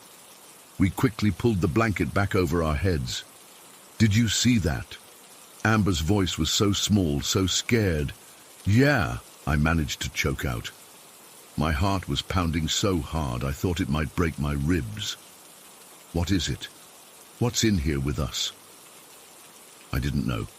How could I know? I was 7. All I knew was that something invisible was in our bedroom, standing by the vanity, and it was tall. We stayed under that blanket, sweating and shaking. I don't know how long we were under there. Time stopped making sense. It could have been 5 minutes or 30. Eventually, Amber whispered that we needed to look again. This time, when we peered out, all the stars were glowing. The full smiley face was visible again. Whatever had been blocking them was gone, or had moved. That thought, that it might have moved somewhere else in the room, sent fresh panic through me. I started scanning the darkness frantically, trying to see something, anything that would tell me where it went.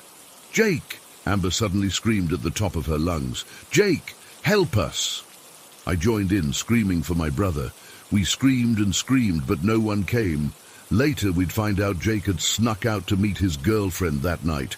After calling for help and getting no response, we were faced with a horrible realization.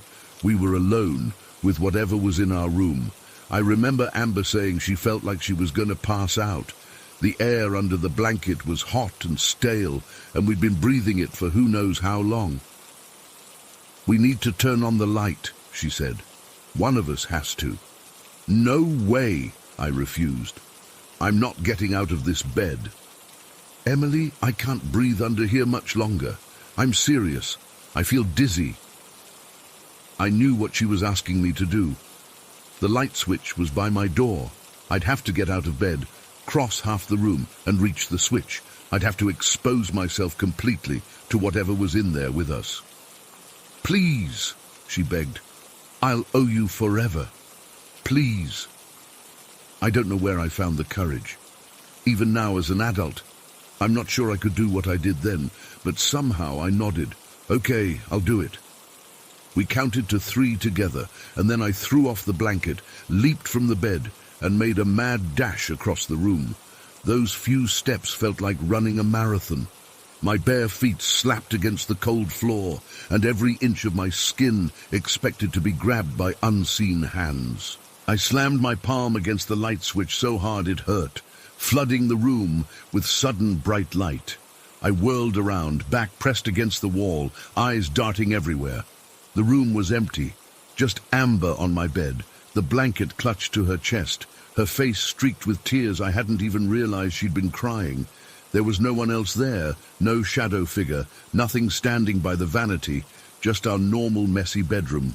But we had both seen those stars go dark. We knew something had been there. We didn't turn the light off again that night. We sat on my bed, backs against the wall, watching every corner of the room until sunrise. When our parents got up, they were angry that we'd left the light on all night. They didn't believe us when we tried to explain. Jake came home around breakfast time and got in huge trouble for sneaking out. When we finally got to tell him what happened, he actually listened. He checked under our beds, in the closet behind the vanity. He even opened that creepy short door and looked in the storage space. Nothing. But he believed us. That's the thing I'll always be grateful for. He believed us. He let us sleep in his room for a few nights after that, and when our parents made us go back to our own room, he gave us a baseball bat to keep between our beds, just in case. We slept with the lights on for over a month. Our parents eventually got fed up and started turning them off after we fell asleep, but one of us would always wake up and turn them back on. The thing is, nothing like that ever happened again.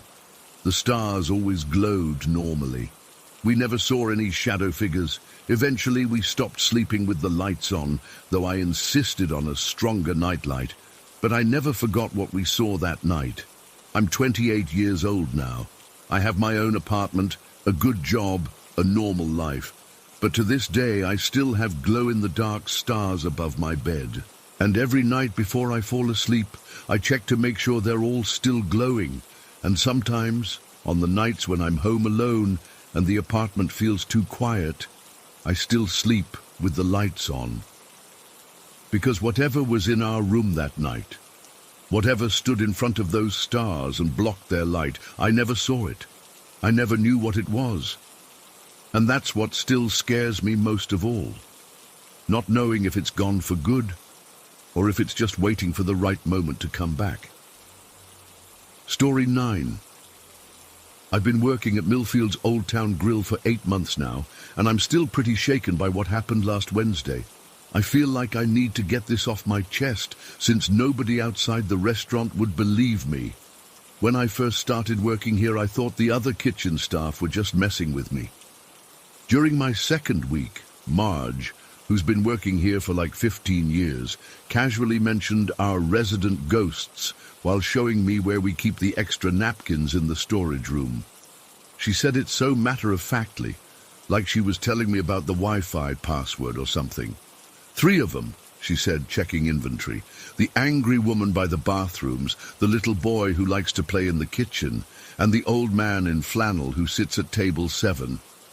She didn't even look up from her clipboard. Don't worry, they mostly mind their own business. I laughed it off. Every restaurant has ghost stories, right? Just like every old building has some creaky floorboard that people swear is a spirit. I've worked in 4 different restaurants before this one, and there's always someone claiming the place is haunted. It's just part of restaurant culture, I figured. But then weird stuff started happening. Not big things, just little unexplainable moments that made me pause. Like walking into the freezer and finding all the boxes rearranged when nobody had been in there. Or hearing someone call my name from the empty dining room during closing. Or feeling cold spots in the middle of the sweltering kitchen in July. The other staff would just nod knowingly whenever I mentioned these things. That's the little boy, Miguel from the grill station would say. He likes to mess with the new people. Or Kevin, our manager, would shrug and say, angry lady must be having a bad day, when the bathroom lights flickered for no reason. What freaked me out was how casual they all were about it. Nobody seemed scared. It was just accepted, like dealing with a moody co-worker or a faulty appliance. Just another thing to work around. I tried to stay skeptical. I really did. I told myself there were logical explanations for everything. Old wiring, drafty windows, co-workers playing pranks. I didn't want to be the gullible newbie who bought into the restaurant ghost stories. Then last Wednesday happened. It was a pretty normal day. We had the usual lunch rush from 11:30 to 1 Then things slowed down for a bit, before the early dinner crowd started showing up around 4:30. I was working the salad station, which is right between the kitchen and the dining room, so I was constantly moving back and forth. Around 2:45, during that slow period when there were only about 5 tables of customers, I was carrying a tray of freshly washed lettuce from the kitchen to my prep area. I had to walk past a few empty tables to get there, including table 12, which is tucked in a little corner by the windows. As I passed by table 12, I felt it. Someone grabbed the back of my uniform shirt and tugged. Not super hard, but firmly. The kind of grip someone uses when they're trying to get your attention. I felt the fabric pull tight across my shoulders and then loosen as I took another step forward. I immediately stopped and turned around, thinking a customer needed something. Maybe they wanted to order another drink or ask for the check. But there was nobody there, nobody at all. Table 12 was completely empty. The closest person was a woman sitting at table 9, which was a good 15 feet away, and she was focused on her laptop with headphones in. There was absolutely no way she could have reached me, and besides, she wasn't even looking in my direction. I stood there for a moment, my brain trying to process what had just happened. Maybe my shirt had caught on something. I looked around, but there was nothing my shirt could have snagged on. The table was clean, the chairs pushed in. Nothing protruding, nothing that could have grabbed my shirt like that. And it hadn't felt like snagging on something. It felt like fingers, like a hand deliberately grabbing and then releasing. There was intention behind it. I felt goosebumps rising on my arms despite the kitchen heat that was making everyone else sweat. The tray of lettuce suddenly felt heavy in my hands. I scanned the room again, thinking maybe a kid was hiding under a table playing a prank. Nothing. I hurried back to my station, trying to shake it off. I must have imagined it, right? Maybe the fabric of my shirt just shifted weird as I was walking, but I knew. Deep down, I knew what had happened.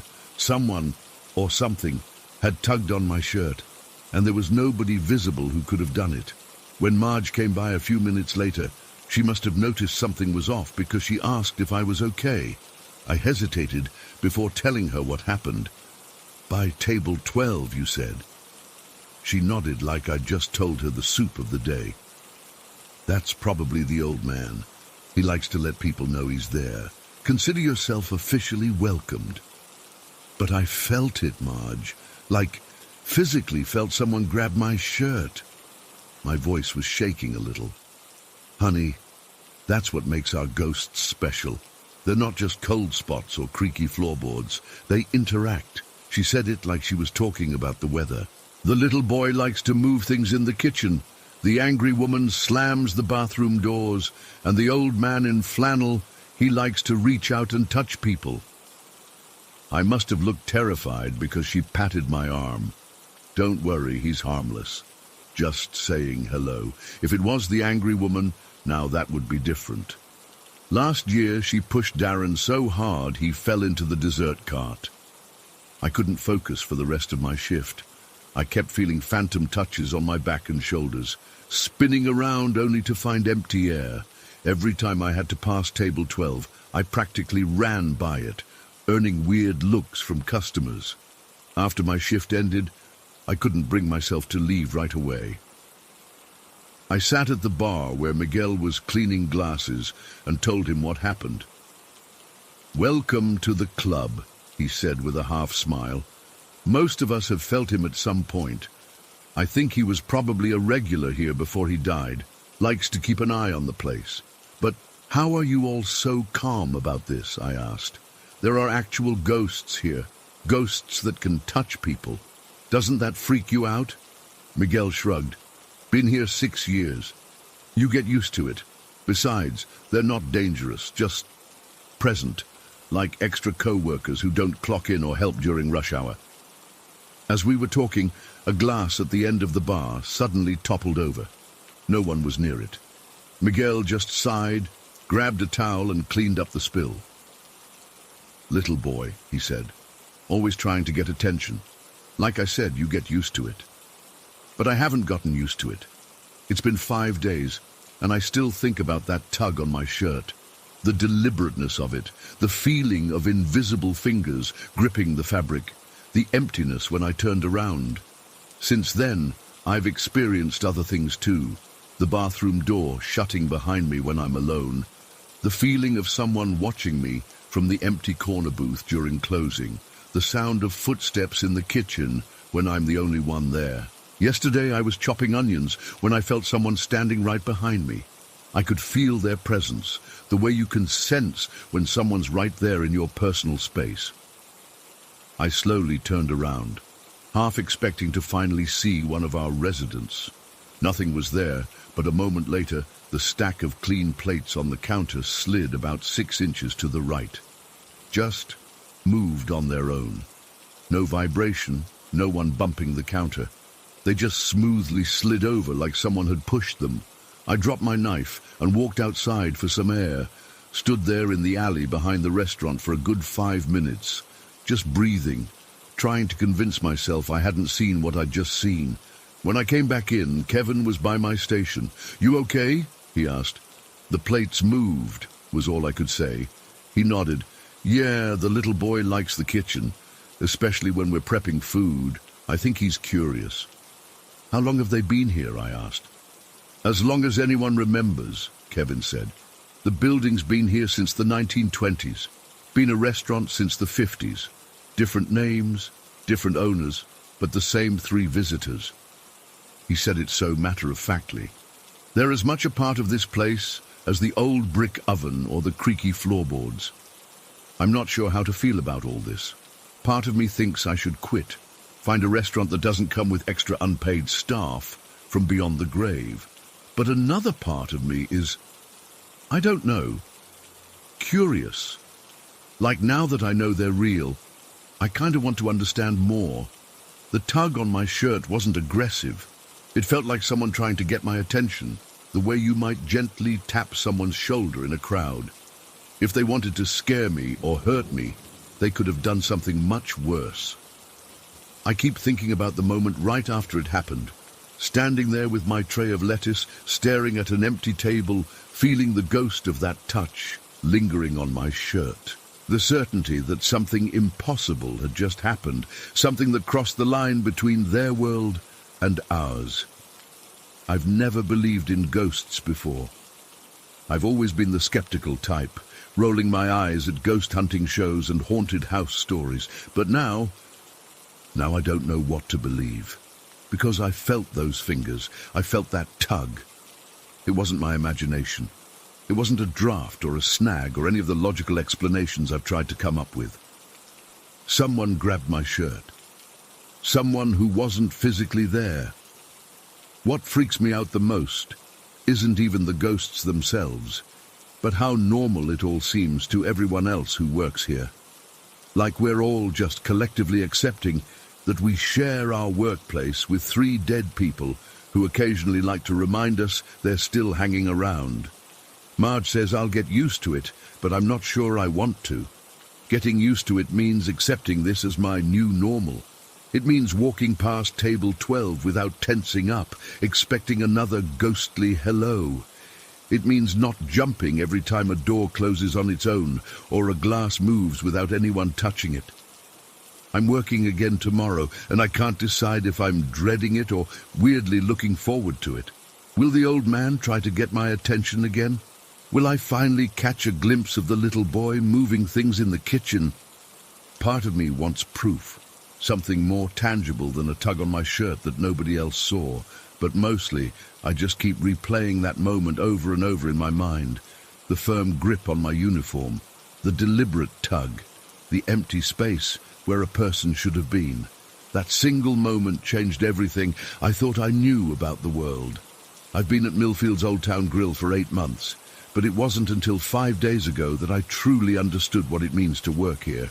This isn't just a job with weird co-workers or a building with history. This is a place where the line between the living and the dead is paper thin, where reaching out and making contact is as simple as grabbing someone's shirt as they walk by. And the scariest part is how ordinary it all seems to everyone else. Like we're all just going about our business, the living and the dead, sharing the same space, brushing past each other in the narrow hallways and crowded kitchen. I felt those fingers, and now I can't unfeel them. Story 10. I still get goosebumps thinking about that day. It's been 3 years now, but I remember every detail like it happened yesterday. I've never shared this with anyone outside my family, but I need to get this off my chest. My great-grandfather raised me since I was 4. My parents weren't in the picture. Mum had addiction issues and Dad just disappeared one day. Grandpa Frank stepped in without hesitation. He was already in his 70s then, but he had more energy and love than anyone I've ever known. When he passed away last October, I was 6 months pregnant with my second child. The grief hit me like a physical blow. I couldn't eat, barely slept, and spent most days just staring at walls. My husband Mike was worried sick about me and the baby. My daughter Lily, who was 9 at the time, kept asking when I was going to be mommy again, but I couldn't snap out of it. Grandpa Frank wasn't just family, he was my rock, my compass, my everything. We lived in his old house in Oak Ridge, a small town where everybody knows everybody. It's one of those older homes with long hallways and creaky wooden floors. After the funeral, I couldn't bring myself to clear out his things. His reading glasses still sat on the side table by his favorite armchair. His cardigan hung on the coat rack. His worn slippers remained by the back door. I just couldn't do it. That particular day, November 15th, was freezing cold. A typical grey Oak Ridge day where the sun never quite breaks through the clouds. Mike had taken Lily to school and then headed to work. I'd called in sick again to my job at the local bank. I couldn't face people's sympathy, their awkward attempts at comfort. I was sitting alone at the kitchen table around 10 a.m., absently stirring a cup of tea I had no intention of drinking. From where I sat, I had a clear view down the main hallway that ran the length of the house. The hallway was dimly lit. I hadn't bothered to open the curtains that morning. I remember staring into my tea, watching the little whirlpool form as I stirred, when something made me look up. The hallway seemed darker than it should have been, even with the curtains drawn, and then I saw it, or rather, I saw him. Standing about halfway down the hall was a tall, skinny figure. Not solid exactly, more like a shadow with depth, but the outline was unmistakable. Grandpa Frank's slightly stooped shoulders, his lanky frame, even the way he used to stand with his hands in his pockets. I blinked hard, convinced my grief-addled brain was playing tricks, but when I looked again, the figure was still there. My heart should have been pounding, I should have been terrified, but instead, the strangest thing happened. A wave of calm washed over me, not just any calm, but the exact feeling I used to get when Grandpa would sit with me during thunderstorms as a kid, that particular brand of safety and peace that I hadn't felt since before he died. It radiated from the figure and enveloped the entire room. And then, clear as day, a thought that wasn't mine inserted itself into my head. I'm happy. Why aren't you? It wasn't like hearing a voice. It was more like suddenly knowing something with absolute certainty, as if the information had always been there. The message wasn't accusatory. It felt more like gentle encouragement, like Grandpa was telling me it was okay to grieve, but that he wanted me to be happy again. I opened my mouth to speak, but no words came out. My hands gripped the edge of the table so hard my knuckles turned white. The figure didn't move closer or farther away. It just stood there, radiating that incredible peace. "Grandpa," I finally managed to whisper. The figure didn't respond verbally, but the feeling of calm intensified.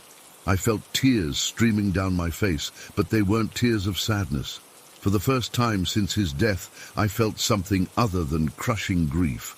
I felt connected. Then, as subtly as it had appeared, the figure began to fade. Not dramatically or suddenly, just gradually becoming less substantial until the hallway was empty again. The calm feeling lingered, though, settling into my bones like a warm blanket. I sat there for what felt like hours, trying to process what had happened. Had I fallen asleep at the table? Was it a dream? A hallucination brought on by grief and pregnancy hormones? But I knew better. I was wide awake, and what I'd experienced was real. As a kid, I'd always had moments that Grandpa Frank called my feelings, knowing who was calling before the phone rang, finding lost objects without searching, sensing when someone was upset even when they acted fine. Grandpa never made me feel weird about it. He'd just nod knowingly and say, "It runs in the family." I'd worked hard to ignore these incidents as I got older. I wanted to be normal, not the weird girl who knew things she shouldn't. By the time I hit high school, I'd gotten pretty good at shutting it all down. But sitting there in the kitchen, with the lingering warmth of my grandfather's presence still around me, I knew I couldn't keep denying that part of myself. Later that afternoon, I found myself pulling out a box of photos I hadn't been able to look at since the funeral. There was Grandpa Frank holding me on my first day of school. There he was teaching me to fish at the lake. Each memory brought tears, but they weren't the same hopeless tears from before. Something had shifted. When Mike came home with Lily, they both noticed the change immediately. Mike actually stopped in the doorway, keys still in hand, and stared at me. "You're different," he said cautiously, like he was afraid to jinx whatever had happened. I didn't tell them about seeing Grandpa. Not yet. It felt too personal, too precious to share right away. But that night, I slept without nightmares for the first time in weeks. The following weekend, we were babysitting my nephew Cameron, my brother's 7-year-old son. I was making lunch in the kitchen while Cam and Lily played a board game in the living room. I felt it before I saw anything. That same calm feeling from before, though fainter this time. The hair on my arm stood up, and I knew without turning around that something was in the doorway behind me. I deliberately kept working, spreading peanut butter on bread, pretending I didn't notice. But then Cameron walked in for a glass of water and stopped dead in his tracks. "Who's that guy?" he asked, pointing directly at the kitchen doorway. My heart skipped a beat, but I forced myself to stay casual. "What guy, Cam?" "The tall, skinny guy in the doorway. He's just standing there watching you." Cameron's voice was curious, not frightened. I still didn't turn around. "What does he look like?" Cameron shrugged. "Old, kinda see-through. He's smiling." In that moment, I knew with absolute certainty that Cameron had the same abilities I'd spent years ignoring, and I knew exactly who he was seeing. Still facing away from the doorway, I said quietly but firmly, "Please don't scare my nephew." Cameron's eyes widened. "He said he's sorry. He didn't mean to scare anybody." Then he tilted his head like he was listening. "He says he's your grandpa and he just wanted to check on the baby." My hands trembled as I set down the knife. "Tell him the baby's fine. We're all fine." Cameron nodded. "Okay, he's gone now. He said sorry." When I finally turned around, the doorway was empty, but that peaceful feeling lingered. Cameron went back to his game as if nothing unusual had happened. When I questioned him later, he seemed confused by my interest. "I see people like that sometimes," he said with a child's matter-of-factness. "Mom says I have a big imagination." That night, after everyone was asleep, I sat alone in Grandpa's old armchair and finally allowed myself to accept what I'd been denying for years. The feelings, the knowing things I shouldn't know, the occasional glimpses of things others couldn't see, they weren't my imagination or coincidence. They were real, and they were part of me, just as they had been part of Grandpa Frank. And apparently now Cameron, and possibly Lily too. A couple weeks later, Lily mentioned casually over breakfast that she'd had a dream about great-grandpa Frank. In the dream, he told her to look in the garage behind the old toolbox. When Mike checked, He found a small wooden box containing Grandpa's service medals from Korea and a handful of old family photos we thought had been lost. Since that November day, I've had several more encounters that I can't explain away. I've felt Grandpa's presence at significant moments. When my son was born in February during Lily's school play on what would have been his 95th birthday. Never as clear as that first time, but unmistakable. I've stopped fighting it. Instead, I've started researching our family history, discovering that my great-grandmother also had what they called the sight. I found her journal in the attic, filled with accounts of experiences strikingly similar to my own. I'm still not sure what exactly happened that day in my kitchen. Was it really Grandpa's spirit coming to comfort me? Was it some manifestation of my own abilities finally breaking through the walls I'd built? Or was it something else entirely that I don't have words for? What I do know is that it changed me. It helped me find my way back to myself during the darkest period of my life. It opened me up to accepting parts of myself I'd been denying for decades. And it connected me to my children and nephew in ways I never expected. Sometimes at night, I still sit in the kitchen with a cup of tea and look down that hallway. I've never seen him as clearly as I did that day, but sometimes the shadows seem to deepen just a bit, and that familiar feeling of peace settles around me like an embrace. I haven't told many people about this. You either believe in this stuff or you don't, and I've stopped caring what skeptics might think. All I know is what I experienced, what my nephew saw, what my daughter dreamed. There are more things in this world than most people are willing to acknowledge. The baby kicks as I write this, reminding me that life goes on. My son is now 3, healthy and curious about everything. Lily is 12 and has started keeping a journal of her special dreams. Cameron still sees things sometimes, though my brother insists it's just an active imagination. As for me, I've stopped fighting the current. Whatever this gift or curse or ability is, it's part of who I am, part of who we are as a family. And it started with Grandpa Frank standing in my hallway, somehow reaching across whatever divides the living from the dead to help me find my way back to life. Sometimes I still catch myself looking up suddenly, expecting to see that familiar silhouette waiting patiently in the shadows. And sometimes, just sometimes, I do. Story 11. I still can't believe what happened that night. It's been 3 years, and my mom and I still bring it up sometimes, usually when one of us is feeling brave enough to talk about it. Neither of us has any explanation. Trust me, we've tried to come up with one. This happened back when I was living with my mom in our old farmhouse outside of Cody, Wyoming.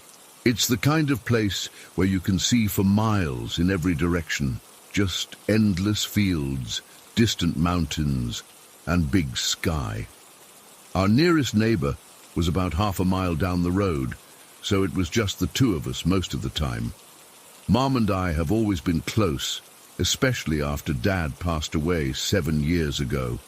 We developed this tradition of watching shows together every Friday night. Nothing fancy, just us curled up on the couch with some popcorn, watching whatever series we were into at the time.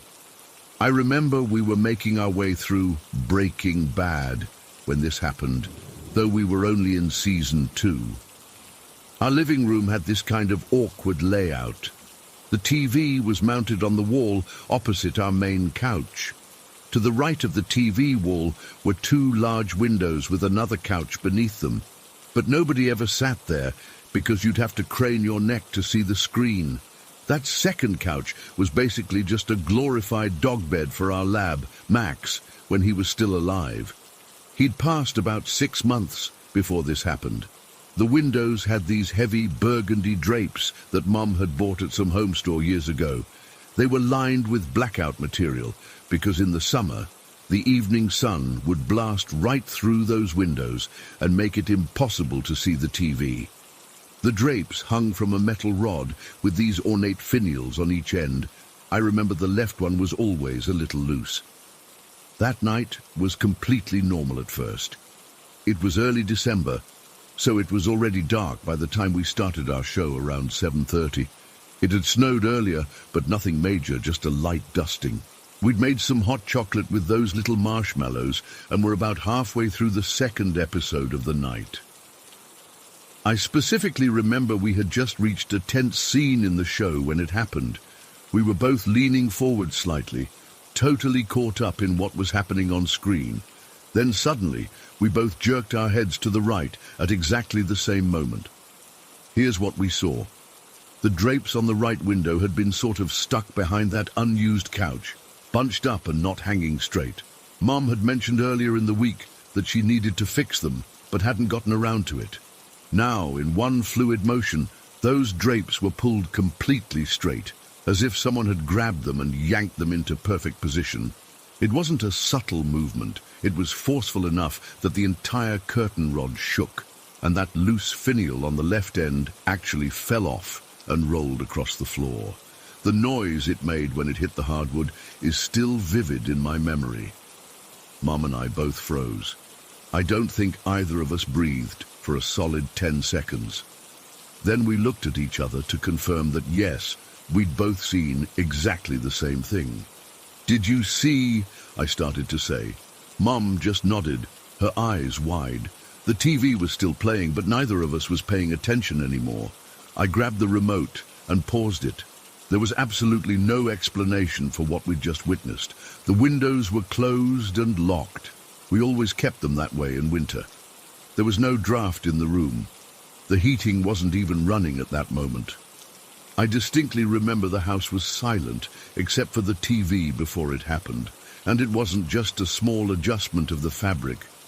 These heavy drapes had been significantly bunched up behind the couch, and now they were hanging perfectly straight, as if someone had deliberately arranged them. Mom got up first and walked over to the window. I followed her, staying a step behind. She examined the curtain rod, the drapes themselves, the window latches, looking for any explanation. "Maybe it was just gravity," she suggested, but her voice had this uncertain tone I rarely heard from her. Mom's always been the practical one, the problem solver. Maybe they were just slowly slipping out and finally fell into place. But we both knew that wasn't it. The movement hadn't been a gradual slip. It was a single, powerful motion, like someone had grabbed the fabric and pulled it with purpose. We checked outside, shining a flashlight through the window and then actually going out onto the porch to look around. Nothing, just our empty yard, the snow reflecting moonlight and the distant silhouettes of trees. No footprints in the fresh snow, no signs of anyone or anything. After thoroughly investigating and finding nothing, we tried to go back to watching our show, but neither of us could focus. We kept glancing over at those perfectly hanging drapes every few minutes. Eventually, we gave up and decided to call it a night, even though it was barely 9 p.m. That night, I had trouble falling asleep. I kept replaying the image in my head, those drapes suddenly pulling straight, the rod shaking, the finial falling. It was such a small thing in a way, but somehow that made it more unsettling. It wasn't a dramatic haunting with doors slamming or objects flying across the room. It was just specific, deliberate. The next morning, Mom and I tried to tackle it logically. We examined the drapes again in daylight.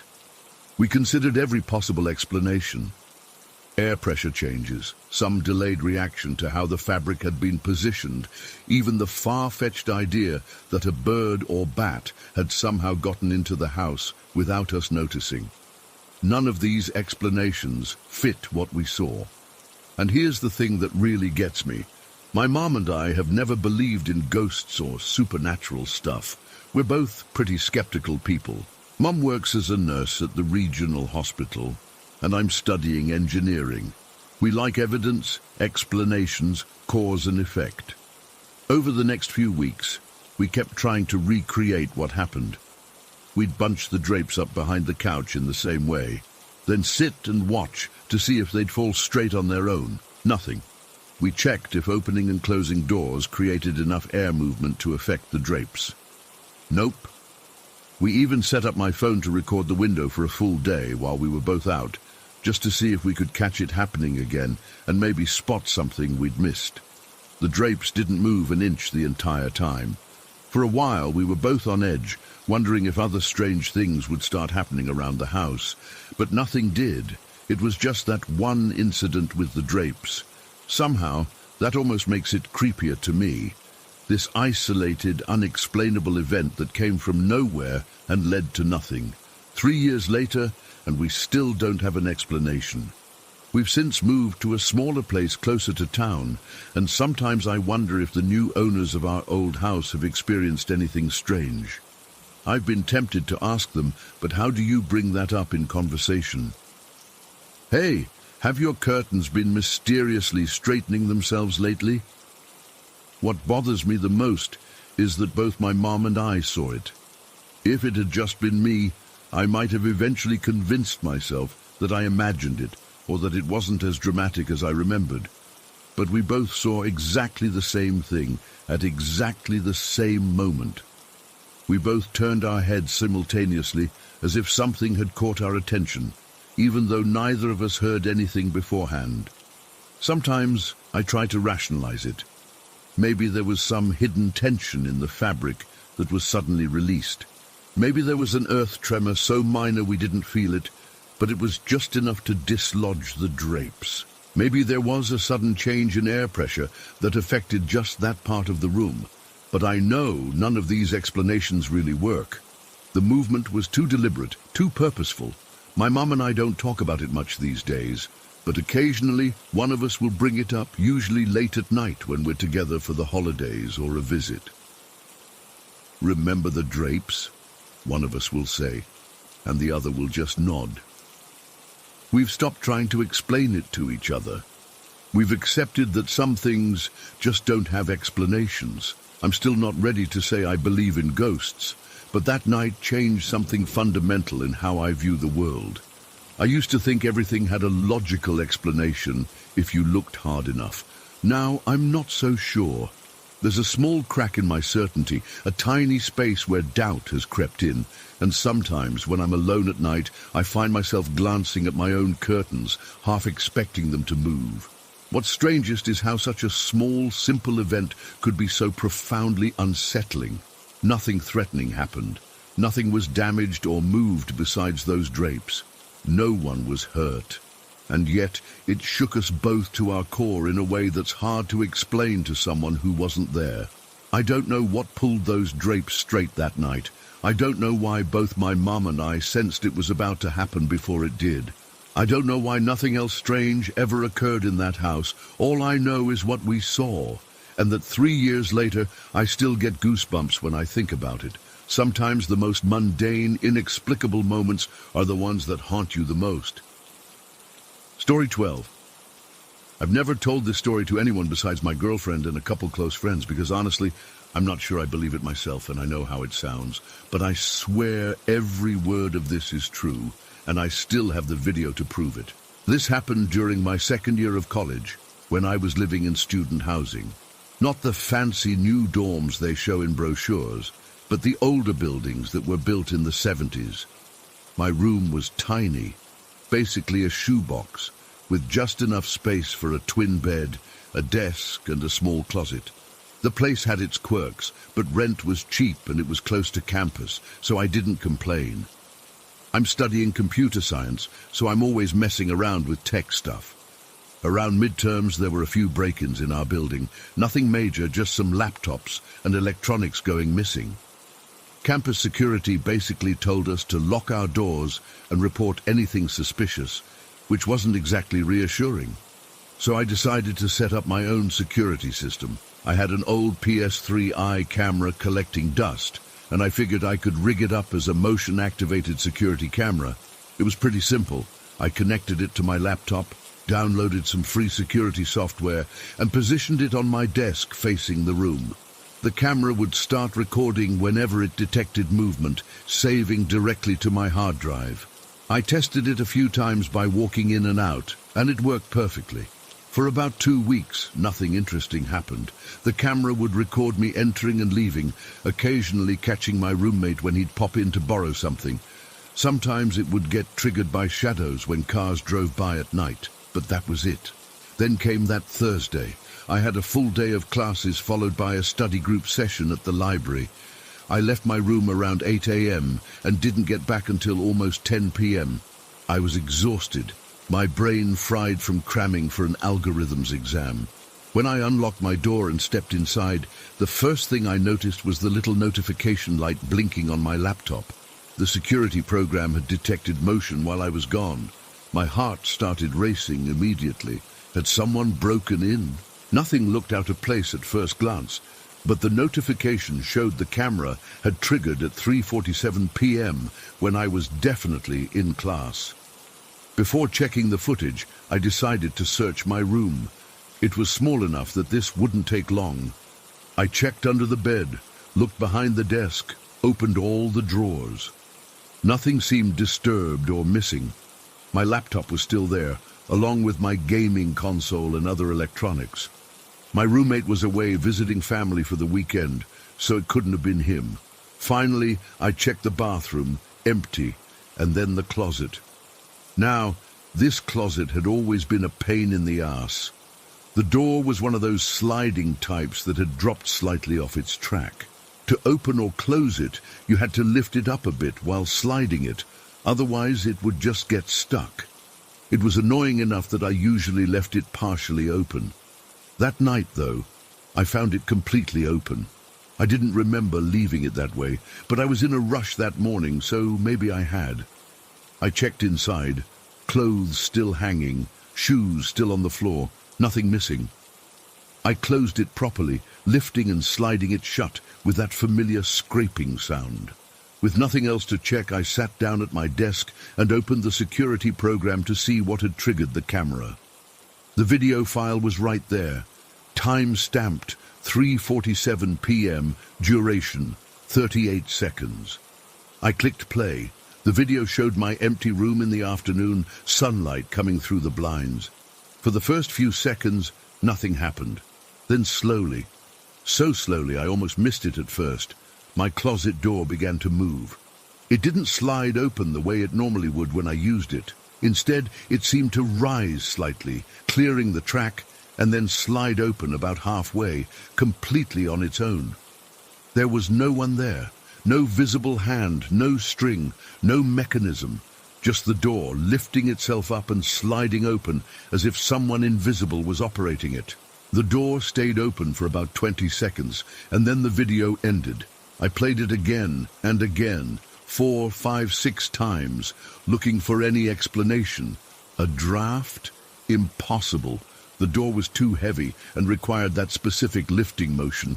A trick of the light? No, the movement was clear and deliberate. Some kind of technical glitch? The rest of the room remained perfectly stable in the frame. I felt cold all over, like someone had dumped ice water down my back. I've never believed in ghosts or anything supernatural. I'm a computer science major, for fuck's sake. I deal in logic and code and things I can prove. But there it was, captured by my own security system. Undeniable evidence of something I couldn't explain. The worst part was how clinical it all felt. This wasn't some blurry footage from a ghost hunting show or a shaky phone video. This was my own security system, set up for a completely practical purpose, capturing something impossible. The camera didn't lie. It just recorded what happened. I couldn't process it. My mind kept rejecting what my eyes were seeing, trying to come up with some rational explanation.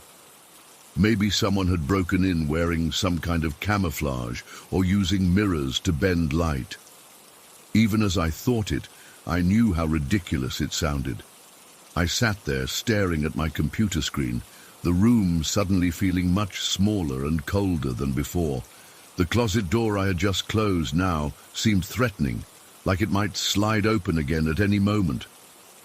I couldn't stop glancing at it, expecting to catch it moving. Around midnight, I finally called my girlfriend. She lived in an apartment off campus with 2 roommates. When she answered, I tried to sound normal, but something in my voice must have given me away because she immediately asked what was wrong. "Can I stay at your place tonight?" I asked, trying to keep my voice steady. "Sure, what's up?" she asked.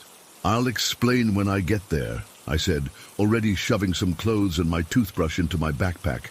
I grabbed my laptop too. No way was I leaving that video behind. I didn't even close the closet door properly when I left. Just grabbed my stuff and got out of there as fast as I could. The whole drive to her place, I kept replaying the video in my head. That slow, deliberate movement of the door lifting and sliding open. When I showed her the video, she didn't laugh or tell me I was being paranoid. She watched it silently, her eyes widening, and then just said, "You're staying here tonight." I ended up staying at her place for almost a week. My roommate came back from his family visit and texted asking where I was. I made up some excuse about staying at my girlfriend's to study. I couldn't bring myself to tell him what I'd seen. How do you tell someone their room might be haunted? Eventually, I had to go back. I had classes, and I couldn't impose on my girlfriend forever. But I didn't go alone. I convinced her to come with me during daylight hours. We entered the room together, and everything looked normal. The closet door was still partially open, just as I'd left it in my rush to leave. Nothing seemed out of place, but the room felt different to me now, tainted somehow. I kept the PS3 camera running 24/7 after that, but it never captured anything unusual again. No more self-opening doors, no strange noises, nothing. I lasted about 3 more weeks in that room before I formally requested a room change, citing maintenance issues with the closet door. Housing was reluctant at first, but when I mentioned potential safety concerns, they relented and moved me to a different building. I still have the video file backed up in multiple places. Sometimes, late at night when I can't sleep, I find myself watching it again, looking for some explanation I might have missed. But there isn't one. The door just opens on its own, defying physics and logic and everything I thought I knew about how the world works. I'm not saying I believe in ghosts now. I don't know what I believe. All I know is what I saw, what my own security system recorded. A door that should not have been able to open on its own did exactly that.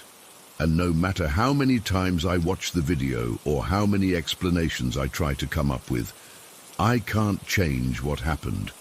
Sometimes I wonder if whoever or whatever opened that door is still there in that room, with some other student sleeping just a few feet away from that closet. Sometimes I wonder if it followed me to my new place. And sometimes when I'm alone at night and hear the normal creaks and groans of a building settling, I find myself staring at my current closet door, waiting to see if it moves. Because once you've seen something like that, something that shouldn't be possible but happened anyway, you never really feel safe again. You never stop wondering what else might be real that you've been dismissing your whole life. And you never stop checking out of the corner of your eye to make sure the doors you've closed stay that way. Story 13. I've been sitting in front of my computer for almost an hour now, trying to figure out how to start this. My hands are still shaking a bit. It's been 3 days since it happened, and I still can't wrap my head around it. None of it makes any sense. I'm not the type of person who believes in ghosts or supernatural stuff. I've always been the practical one in our group, the one who finds logical explanations for everything. But what happened Tuesday morning, I can't explain it. I just can't. I'm a hockey player for the Millfield Wolves, our local junior team. Every Tuesday and Thursday we have early morning practice at 6 a.m. before school. Yeah, it sucks getting up that early, but you get used to it. Usually I carpool with 3 of my teammates, Jake, Denny and Martin. We take turns driving, and this Tuesday was my turn. I picked everyone up around 5:15 a.m. It was still dark outside, that weird pre-dawn darkness where everything looks grey and kind of blurry. It had rained the night before, so the roads were wet and reflective under the streetlights. We were all half asleep in the car, as usual. Jake was in the passenger seat next to me, scrolling through his phone. Denny and Martin were in the back, Denny with his headphones on, and Martin just staring out the window, probably mentally still in bed. The streets were pretty much empty. That's normal for Millfield at 5:30 in the morning. We were taking our usual route to the rink, the one we've driven hundreds of times. We were maybe 10 minutes away, approaching the intersection of Maple and Oak. It's a big intersection with traffic lights. I remember I was yawning, thinking about the English essay I hadn't finished yet when we approached the light. It was green. I wasn't driving fast, maybe 30 meters or so. As we got closer to the intersection, I noticed something. There was someone crossing the street coming from the right side, a woman. Even though it was dark, I could see her clearly. She was wearing all white, like completely white. A long white dress or gown that went down to her ankles. She had pale skin and long, light-colored hair that was loose around her shoulders. My first thought was, what the hell is someone doing crossing here at this hour? I was annoyed because she was taking her time, walking slowly, and I figured I'd have to slow down even though I had the green light. But as she got to the middle of the crosswalk, something made me hit the brakes, hard. I don't know why I reacted that way. It wasn't a conscious decision. My foot just slammed down on the brake pedal like someone else was controlling it. The car screeched to a halt just as we entered the intersection. Jake jolted forward, dropping his phone. I heard Denny curse from the back seat. And then it happened. A massive semi-truck blasted through the red light from our left side, going at least 50 mph. It roared past the front of our car, missing us by maybe 2 feet. 2 feet. The truck never slowed down. The driver probably didn't even notice how close we came to colliding. The rush of air from it passing made our car rock slightly. For a few seconds, none of us said anything. I was frozen, hands gripping the wheel so tight my knuckles were white. If I hadn't stopped, if I'd been going just a little faster, that truck would have T-boned us directly on the driver's side. At that speed, I probably wouldn't be here typing this. Maybe none of us would. "Holy shit," Jake finally said, breaking the silence. "How did you know?"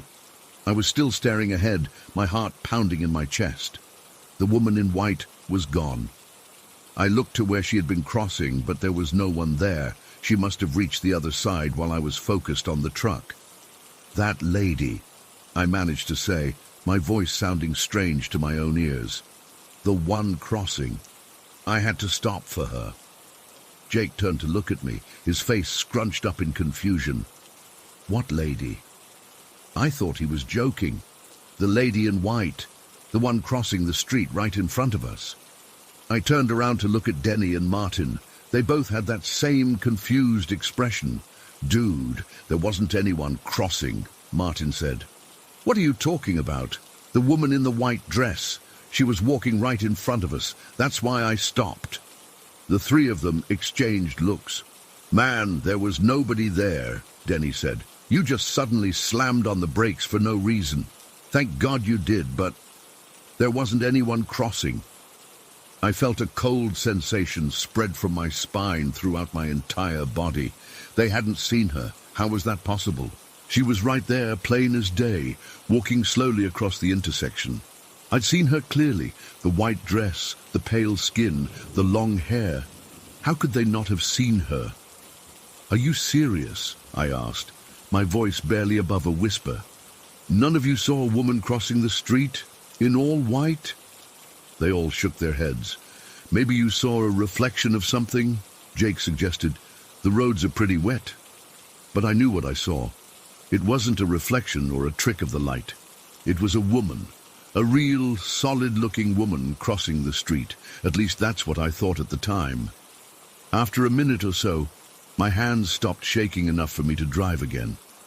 The rest of the trip to the rink was completely silent. I could tell the others were freaked out, not just by the near accident, but by my insistence that I'd seen someone they hadn't. During practice, I couldn't focus. I kept missing easy passes, and Coach yelled at me more than once. All I could think about was the woman in white and how she'd disappeared. And the timing of it all. If she hadn't been there, If I hadn't stopped for her, we would have been right in the path of that truck. After practice, I drove everyone home in silence. Nobody brought it up again, but I could tell they were all thinking about it. Jake gave me this weird look when he got out of the car, like he wasn't sure what to make of me anymore. When I got home, I immediately went online and searched for Lady in White and Ghost Crosswalk. I found stories similar to mine. People seeing figures that made them stop or change direction, only to realize later that those figures had saved them from accidents. It made my skin crawl. I couldn't sleep that night. I kept seeing her face in my mind, not scary or ghostly, just normal, calm. She didn't look at me or try to communicate. She was just crossing the street, except she wasn't really there. The next day at school, Martin came up to me between classes. "Hey, about yesterday morning," he started, looking uncomfortable. "I know what I saw," I said defensively. "That's not... Look, my dad's a cop, right? I told him about the truck running the red light, and he checked. There was another accident at that same intersection last year, a fatal one." I felt that cold sensation again. What happened? A young woman was killed by a truck running the red light. Early morning, just like when we were there. She was wearing a white dress because she was coming home from her shift at the hospital. She was a nurse. I didn't know what to say to that. I still don't. Yesterday, I drove by that intersection again, alone this time. I parked nearby and just sat there for almost an hour, watching people cross. Regular people that everyone could see, no one in all white, no mysterious figures. I don't know if I'll ever understand what happened. Was it a ghost, a guardian angel, a hallucination that happened to save our lives? I don't believe in coincidences, not like this. The timing was too perfect. She appeared exactly when we needed to stop, not a second earlier or later. She was only visible to me, the driver, the one who needed to hit the brakes. I've always been skeptical about supernatural stuff. I still am, I guess.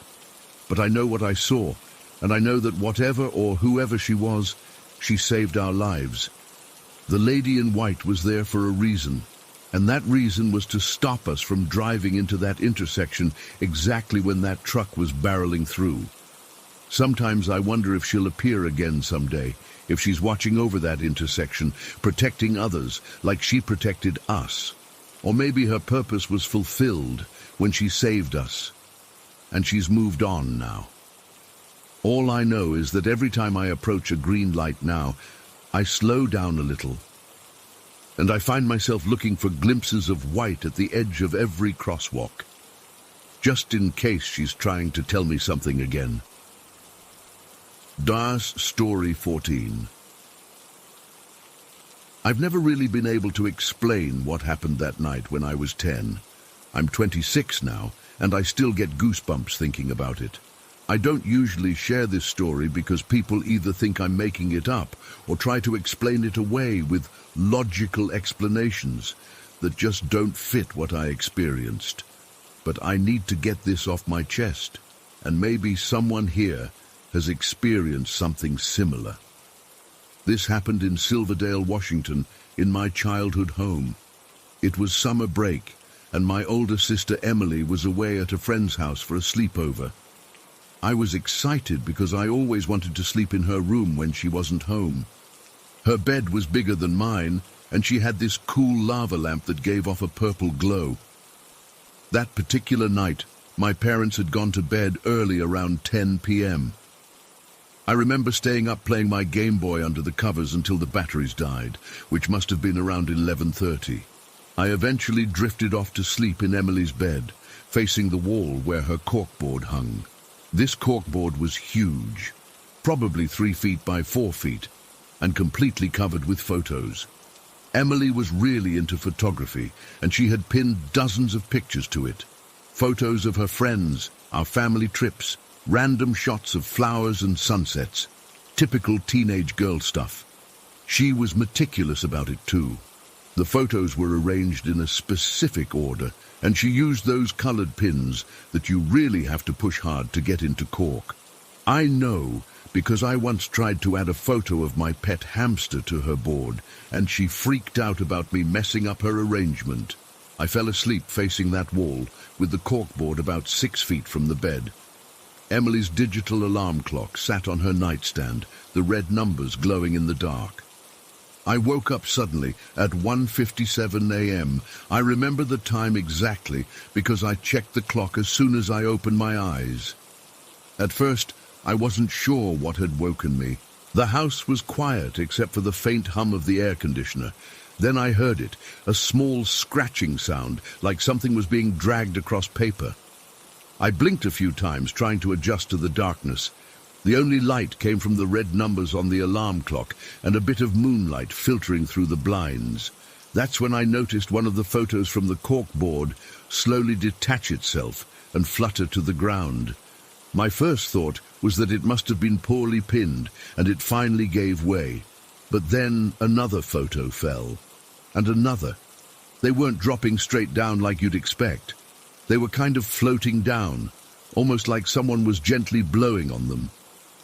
I remember feeling a cold spot on my neck, like someone was breathing there. The room felt suddenly colder, but not in a normal way. It was like the cold was coming from inside me, if that makes any sense. I pulled the blankets up to my chin and tried to convince myself I was just seeing things.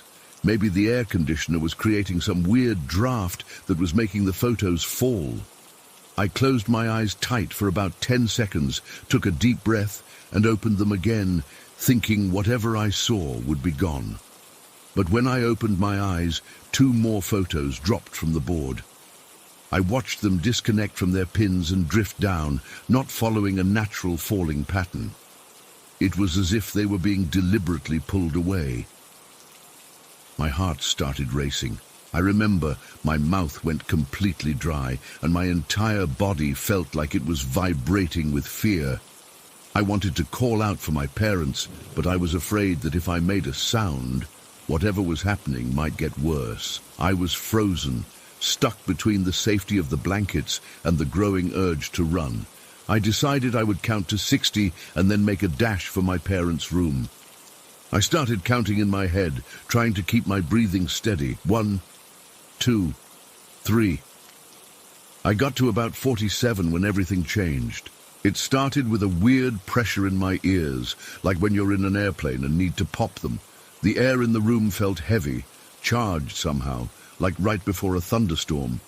The hairs on my arms stood up. Then it happened. Every single photo on that corkboard simultaneously ripped away from their pins. Not just fell, they flew off. It wasn't like they all just dropped together. They exploded outward, swirling around the room like they were caught in some invisible tornado. The photos spun and flipped in mid-air, slapping against the walls, the ceiling, the furniture. The sound was terrifying.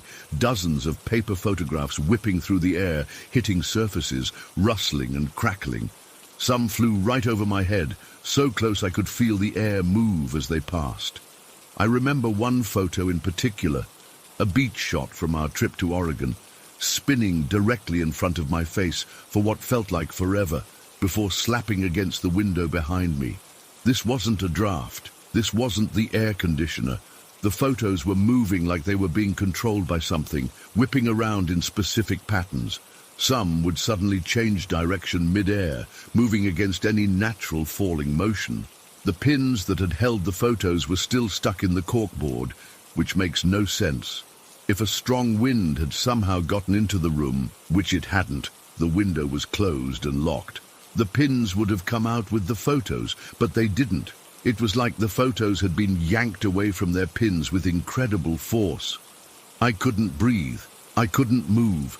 I just watched in horror as these photos violently circled the room for maybe 5 or 7 seconds. Then, just as suddenly as it started, everything stopped. All the photos dropped straight to the floor at once, like whatever force was controlling them just switched off. The silence afterward was almost worse than the noise. The room felt wrong, like the air itself was different. I swear the temperature dropped at least 10 degrees.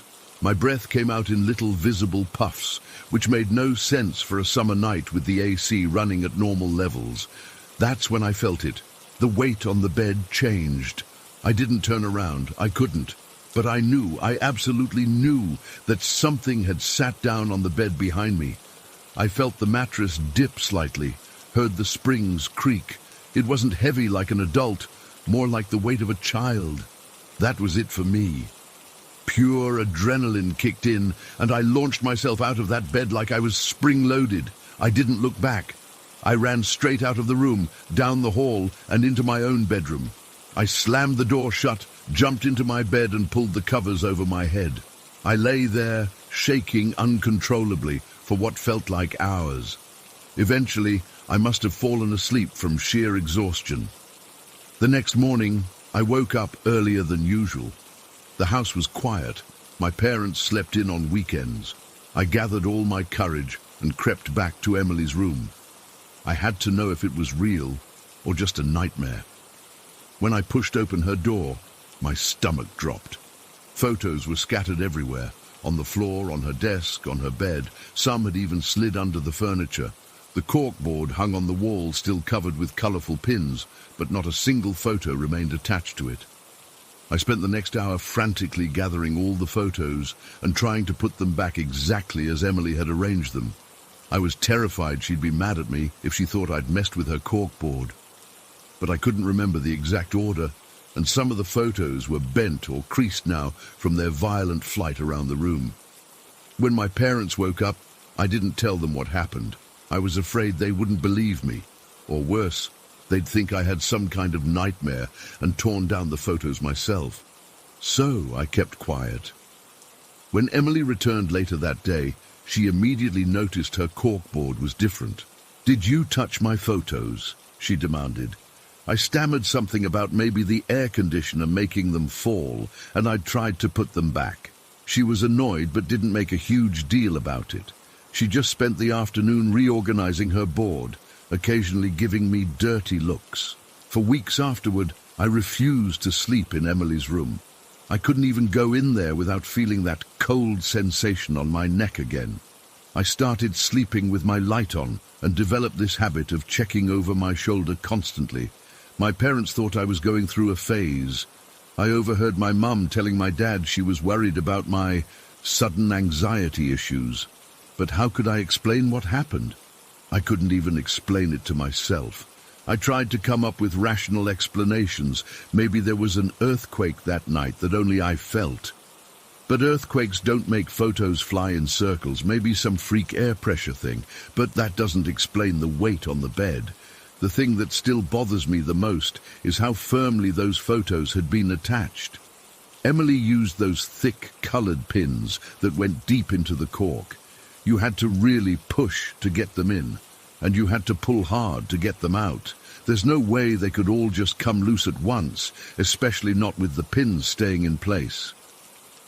We moved away from Silverdale about 2 years later for my dad's job. I was honestly relieved. As we were packing up, I noticed Emily's corkboard leaning against her bedroom wall, ready to be loaded onto the moving truck. It gave me chills just looking at it. Part of me wanted to accidentally break it or leave it behind, but I didn't. I'm a rational adult now. I've taken physics classes. I understand how air currents work. I know about sleep paralysis and night terrors, but none of those explanations fit what happened that night. Those photos didn't just fall. They were ripped away by something I couldn't see, but could definitely feel. I still don't know what happened in that room. I don't know why it happened to me, or what would have happened if I'd stayed in that bed a moment longer. Sometimes I wonder if whatever sat on that bed is still in that house, waiting for some other kid to sleep in that room.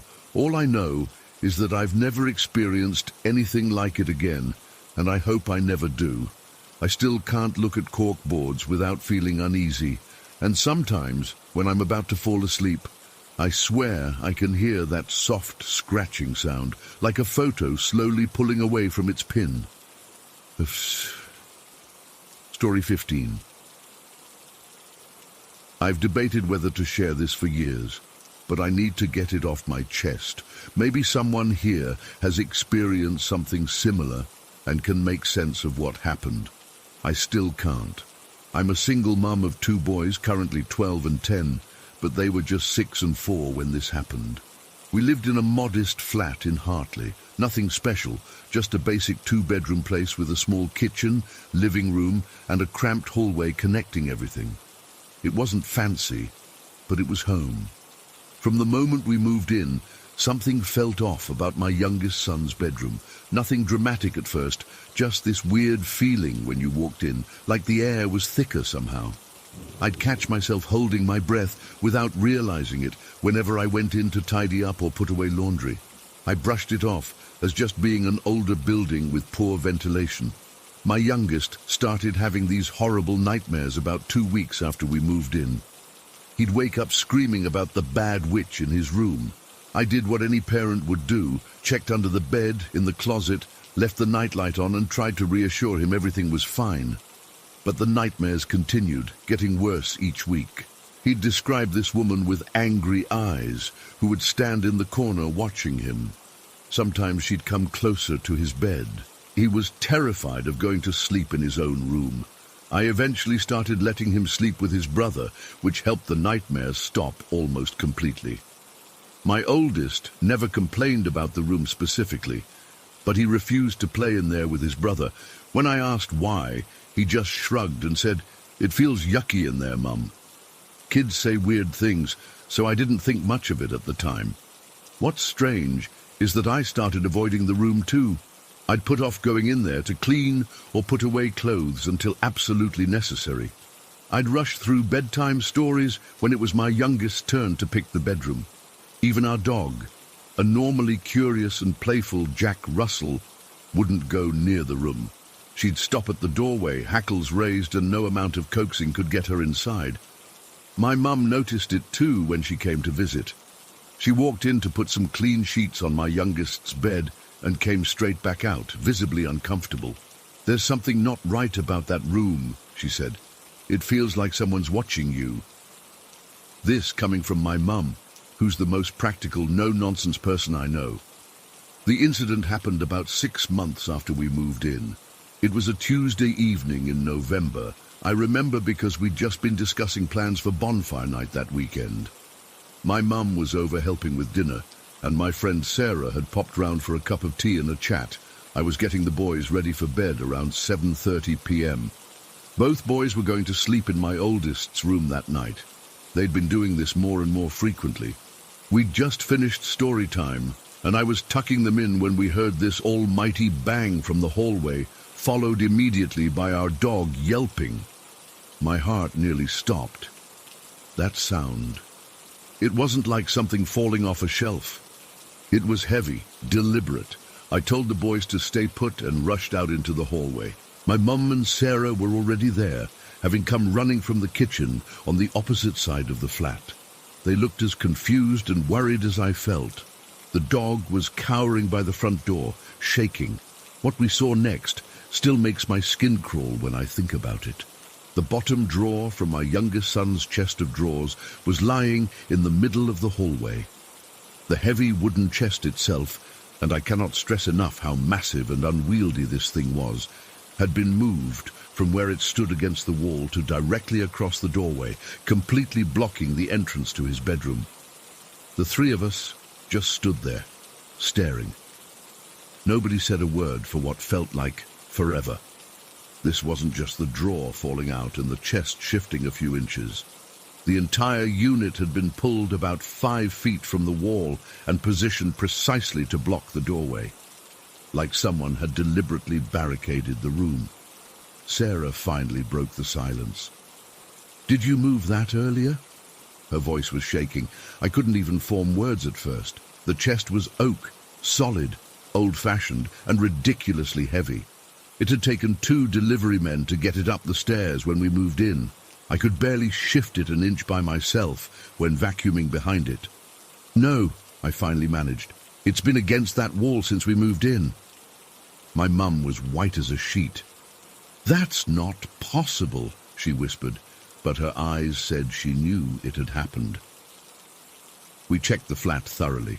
No windows were open. The front door was locked with the chain on. My boys were still in the older one's bedroom, confused by all the commotion, but definitely not involved. My mum and Sarah had been together in the kitchen the entire time.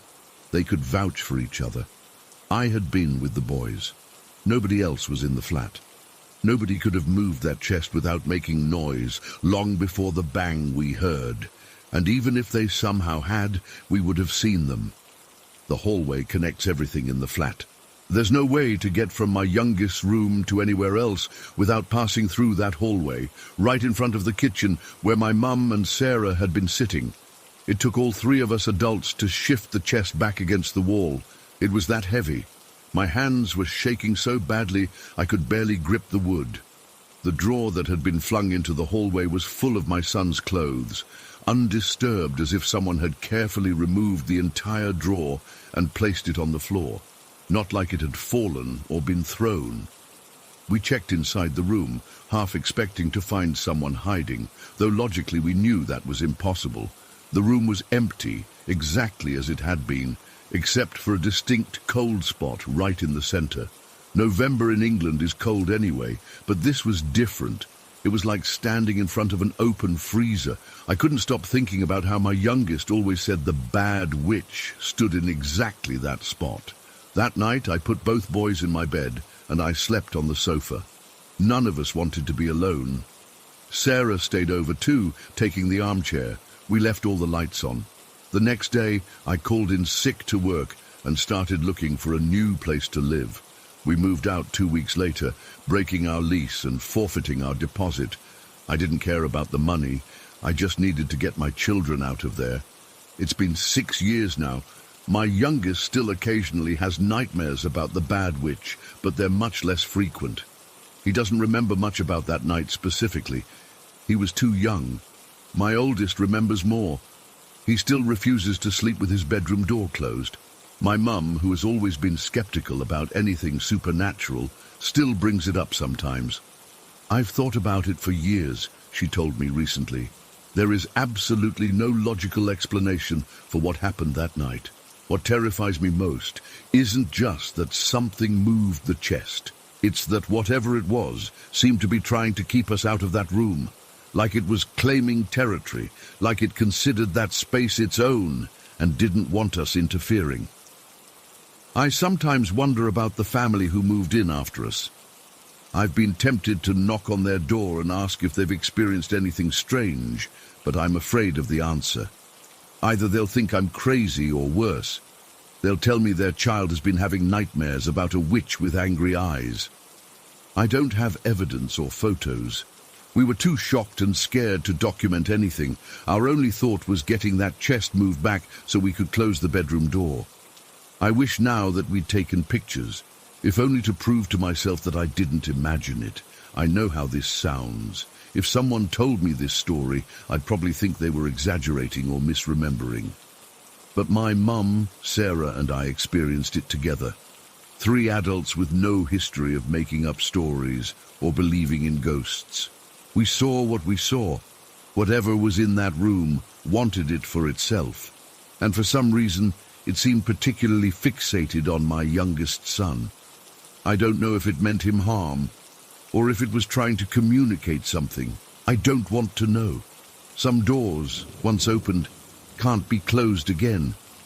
All I know is that I'll never forget the sound of that drawer hitting the hallway floor, or the sight of that impossibly moved chest blocking the doorway. And no matter where we live now, I find myself regularly checking that all the furniture is exactly where it should be. Story 16. I've never been the type to believe in ghosts or anything supernatural. I grew up pretty practical-minded. If I couldn't see it or touch it, I wasn't interested. That all changed during the summer I turned 13. My parents split when I was 9, and since then I'd been living with my mom in Michigan while Dad moved to Rockford for work. Every summer I'd fly down to spend a few weeks with him. Usually I looked forward to these trips. Dad was more laid back than Mom. Let me stay up later, play more video games, that kind of stuff. That particular summer, though, I still get goosebumps thinking about it. Dad had just moved into this rental house. Nothing fancy, just an older single-story place with worn carpets and those generic beige walls. The kind of place that looks like it's been through a dozen different families. As soon as I walked in, something felt off. You know that feeling when you're being watched? It was like that, but more, I don't know, heavy. "Your room's down the hall," Dad said, helping me with my suitcase. "Not much, but it's got a desk for your laptop." He was right. It wasn't much. Just a twin bed with sheets that smelled like they'd been in storage, a wobbly desk, and a closet with doors that never quite closed right. The windows had these thin curtains that let in way too much light from the street lamp outside. First night there, I couldn't sleep. Told myself it was just being in a new place, or the Texas heat that I wasn't used to yet. Dad only ran the AC at night to save on the electric bill, so the house was stuffy during the day. It was around the third night when it happened. Dad had gone to bed around 10. He had to be up early for work. I was still on summer break mode, so I stayed up watching South Park episodes on my laptop. My bedroom door was open, and from where I sat on my bed, I could see part of the kitchen down the hallway. The only light came from my screen, and this dim nightlight Dad kept plugged in near the stove. It must have been between 2 and 3 a.m. I remember checking the time on my laptop and thinking I should probably go to sleep soon. I kept glancing up from my screen toward that dimly lit kitchen. I couldn't explain why, but I felt like I needed to keep checking it. Then it happened. A scream. Not just any scream, a woman's scream. High-pitched and absolutely blood-curdling. It wasn't like anything I'd ever heard before, not like in movies or TV shows. This was raw and primal, like someone in absolute terror or agony. It came from somewhere in the house, maybe the kitchen or living room. It was loud. So loud, I couldn't believe Dad didn't come running out of his room. My whole body went cold. I froze, laptop still open on my legs, the South Park episode still playing, but I couldn't hear it anymore. All I could hear was my heart pounding in my ears. I waited for something else to happen, for Dad to come out of his room, for another scream, for anything. But there was nothing, just silence. Somehow worse than the scream. I wanted to call out to Dad, but something stopped me. My dad's pretty old school, you know, always telling me to man up and stuff like that. Last thing I wanted was for him to think I was being a baby over nothing. Maybe it was just a weird dream, or my imagination. Maybe I dozed off for a second and had one of those falling dreams that jolt you awake. But I was awake. I know I was awake. I closed my laptop and quietly got up to shut my bedroom door. My legs were shaking so bad I could barely walk those few steps. I turned the lock, something I never did, and went back to my bed. I didn't sleep, not a single minute. I just sat there, back against the wall, knees pulled up to my chest, staring at that door until I saw daylight seeping through my curtains. At breakfast, Dad asked why I looked so tired. "Just stayed up too late watching stuff," I said, pushing my cereal around the bowl. I wanted to tell him, I really did. But what would I say? "Hey, Dad, I heard a woman screaming in your empty house last night." He'd think I was making things up or had a nightmare. So I said nothing. For the rest of that visit, I kept my door closed at night. I started wearing earbuds to bed, playing music loud enough to drown out any sounds from the house. I convinced myself it was a one-time thing. Maybe a neighbor had their TV up too loud. Maybe someone had been walking past the house and screamed. There had to be a normal explanation. I made it through the rest of that summer visit without anything else happening. When I flew back to Mom's, I tried to forget about it. Just a weird night in a strange house, that's all. Fast forward to the next summer. I was 14 now, packing for another visit to Dad's. Mom was helping me fold shirts when my phone buzzed with a text from Dad. "Got some good news," it read. "Bought a house, no more renting. You'll have a real bedroom this time." I felt relieved. I hadn't realized how much I'd been dreading going back to that rental house until that moment. It was like a weight lifted off my shoulders. When I got to Dad's new place, it was way nicer. Newer construction, better neighborhood. My room had actual furniture, not just a bed and desk that looked like they came from a thrift store. A few days into my stay, Dad and I were grilling burgers in the backyard. Just casual conversation, talking about school and stuff. "This place is way better than that old house," I said, trying to sound casual. Dad nodded. "Yeah, that place had issues. Plumbing was always acting up. Plus, you know, those ghost screams and stuff," I said with a little laugh, like I was joking. Dad froze. The spatula in his hand stopped mid-flip over a burger. He turned and looked at me, his face suddenly pale. "What did you just say?" His voice was different, tense. I was just kidding," I said, confused by his reaction. "About the old house being haunted or whatever." He put the spatula down and turned fully toward me. "Did you hear something in that house, Josh?" The way he asked, so serious, made my stomach drop. "Maybe. I don't know. One night I heard this really loud scream. Like a woman screaming. But I figured it was just, I don't know, something outside or my imagination." Dad didn't say anything for a long moment. Then he motioned for me to sit down at the patio table. He sat across from me, completely forgetting about the burgers. "I never told you this because I didn't want to freak you out," he began, "but that house, something wasn't right there." My skin prickled despite the Texas heat. "I live alone, right? And I'm a bachelor. Not the neatest guy," he continued, "but I have routines. Every morning before work, I'd use the bathroom, leave the toilet seat up. Because why put it down when there's no one else there, right?" I nodded, not sure where this was going. "Every single day I'd come home from work and the toilet seat would be down." "Maybe you just forgot you put it down," I suggested. Dad shook his head. "That's what I thought at first. So I started taking pictures on my phone. Time-stamped photos of the toilet with the seat up before I left for work at 7 a.m. Then I'd come home at 4 p.m. and it would be down. Every single day." He pulled out his phone, scrolled through his gallery, and showed me.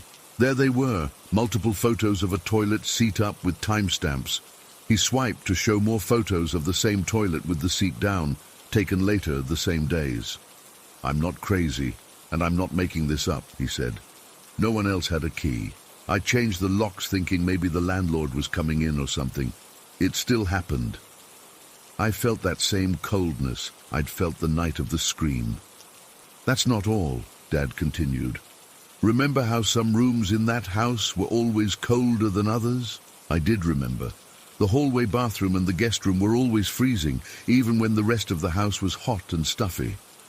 Those were the rooms where I kept my guns.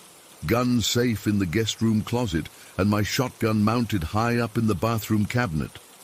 Dad's a big hunter, always has been. Growing up in rural Texas, it was normal for him. The doors to those rooms would close by themselves. I'd leave them open to try to warm them up, come back 10 minutes later, and they'd be closed again. We sat in silence for a moment, the burgers now starting to burn on the grill. Dad got up to turn them, but his movements were mechanical. "Why didn't you tell me?" I asked when he sat back down. "Would you have told me about the scream if I hadn't brought it up first?" He had me there. "I didn't want you to be scared," he admitted, "and honestly I thought maybe I was losing it a little. Stress from work, living alone, whatever. But now..." "Now what?" I prompted. "Now I know it wasn't just me. You heard something too, and you didn't even know about my experiences. That makes it real." We finished cooking in silence, both lost in our thoughts. Over dinner we pieced together more strange things we'd each noticed but dismissed. How the TV would sometimes change channels on its own. How there were cold spots that would move around the house. How sometimes we'd hear footsteps when we were alone. "Do you think it was a ghost?" I finally asked. "Like a woman ghost?" Dad sighed. "I don't know what to think. I've never believed in that stuff. But whatever was happening in that house, it wasn't normal. Did you ever research the house? Like, did someone die there or something? I tried looking into it, but rental records are hard to trace. The landlord claimed the house was built in the 70s and had lots of happy families come through. But he seemed nervous when I asked, like he knew something he wasn't saying. We never went back to that house, obviously. Dad seems happier in the new place. No moving toilet seats, no randomly closing doors, no cold spots. But sometimes, late at night when I can't sleep, I still hear that scream in my head. Not like a memory, but like it's happening all over again, sharp and clear and terrifying. And I wonder, what was she trying to tell us? Was she warning us? Was she angry that we were in her house? I don't have answers. Dad doesn't either. All we know is that we both experience something we can't explain. And sometimes, that's the scariest thing of all. Not the ghost or the supernatural thing itself, but the fact that there are things in this world that don't make any sense, that don't follow the rules we think we know. I'm writing this now because I still can't shake it. That scream, those closed doors, that toilet seat that kept moving on its own, a woman's presence making herself known in the only way she could. I still don't know if I believe in ghosts, but I believe something was in that house with us. Something that didn't want guns around. Something that wanted basic courtesy like a lowered toilet seat. Something female that made sure we knew she was there. And sometimes, when I'm washing my hands in the bathroom, I find myself automatically putting the toilet seat down, even though I live with just my mom now, just in case, because some habits stick with you, especially the ones born from fear. Story 17. I've never told this story to anyone outside my family because, honestly, I didn't think anyone would believe me. Even now as I type this, my hands are shaking a bit. Not from fear exactly, but from the weird relief of finally putting this down somewhere. We lived in our Westbrook house for almost 20 years. It was a nice enough place, 3 bedrooms, decent yard, the kind of house where a family can grow up and make memories. But looking back, I can see now that not all those memories were normal. The weird stuff started small, so small that we'd laugh it off or come up with explanations that made sense.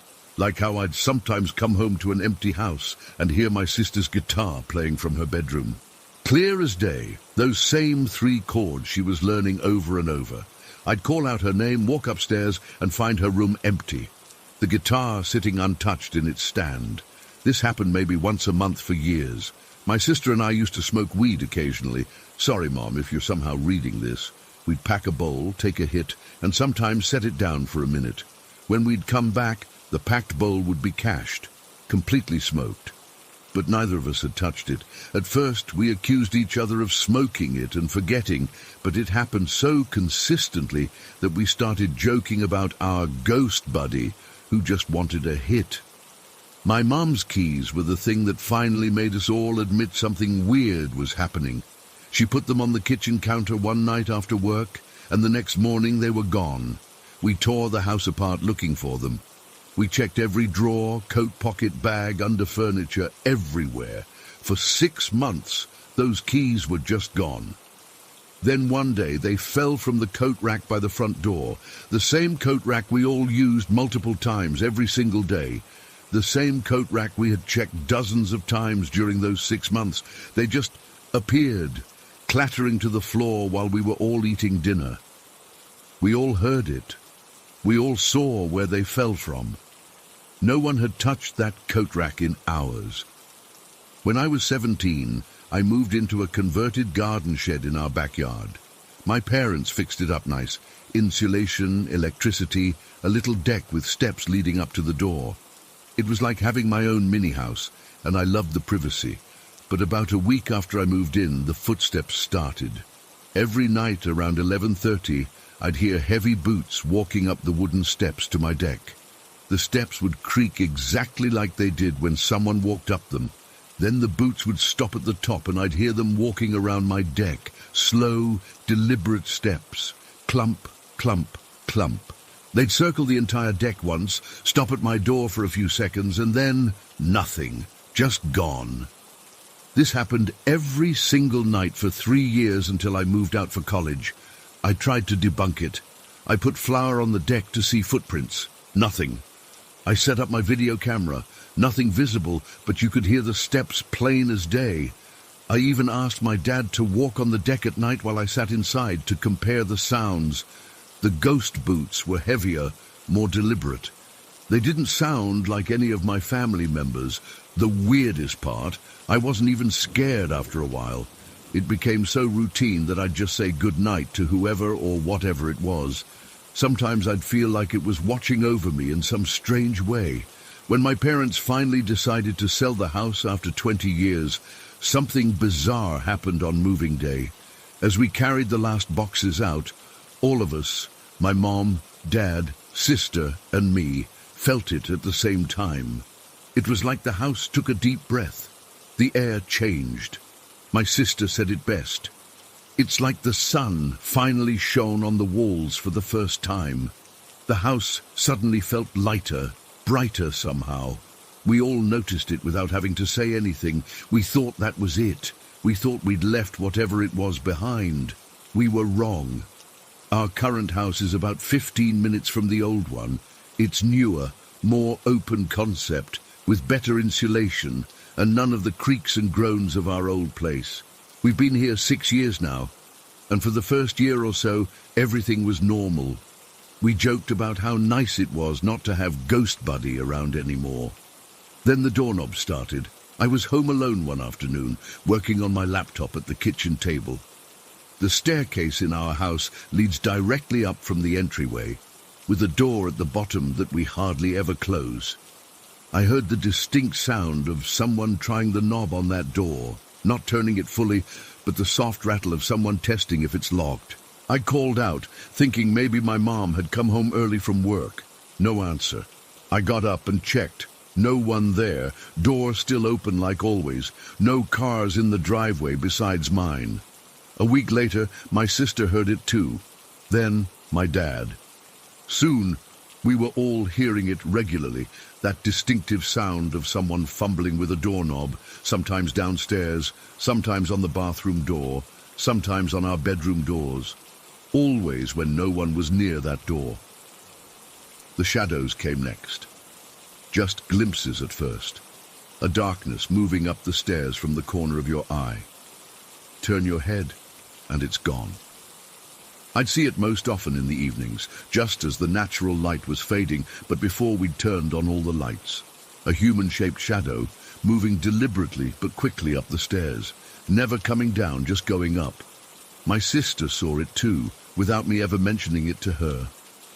One night over dinner, she casually asked, "Has anyone else seen someone going upstairs when no one's there?" My parents got quiet. We all had.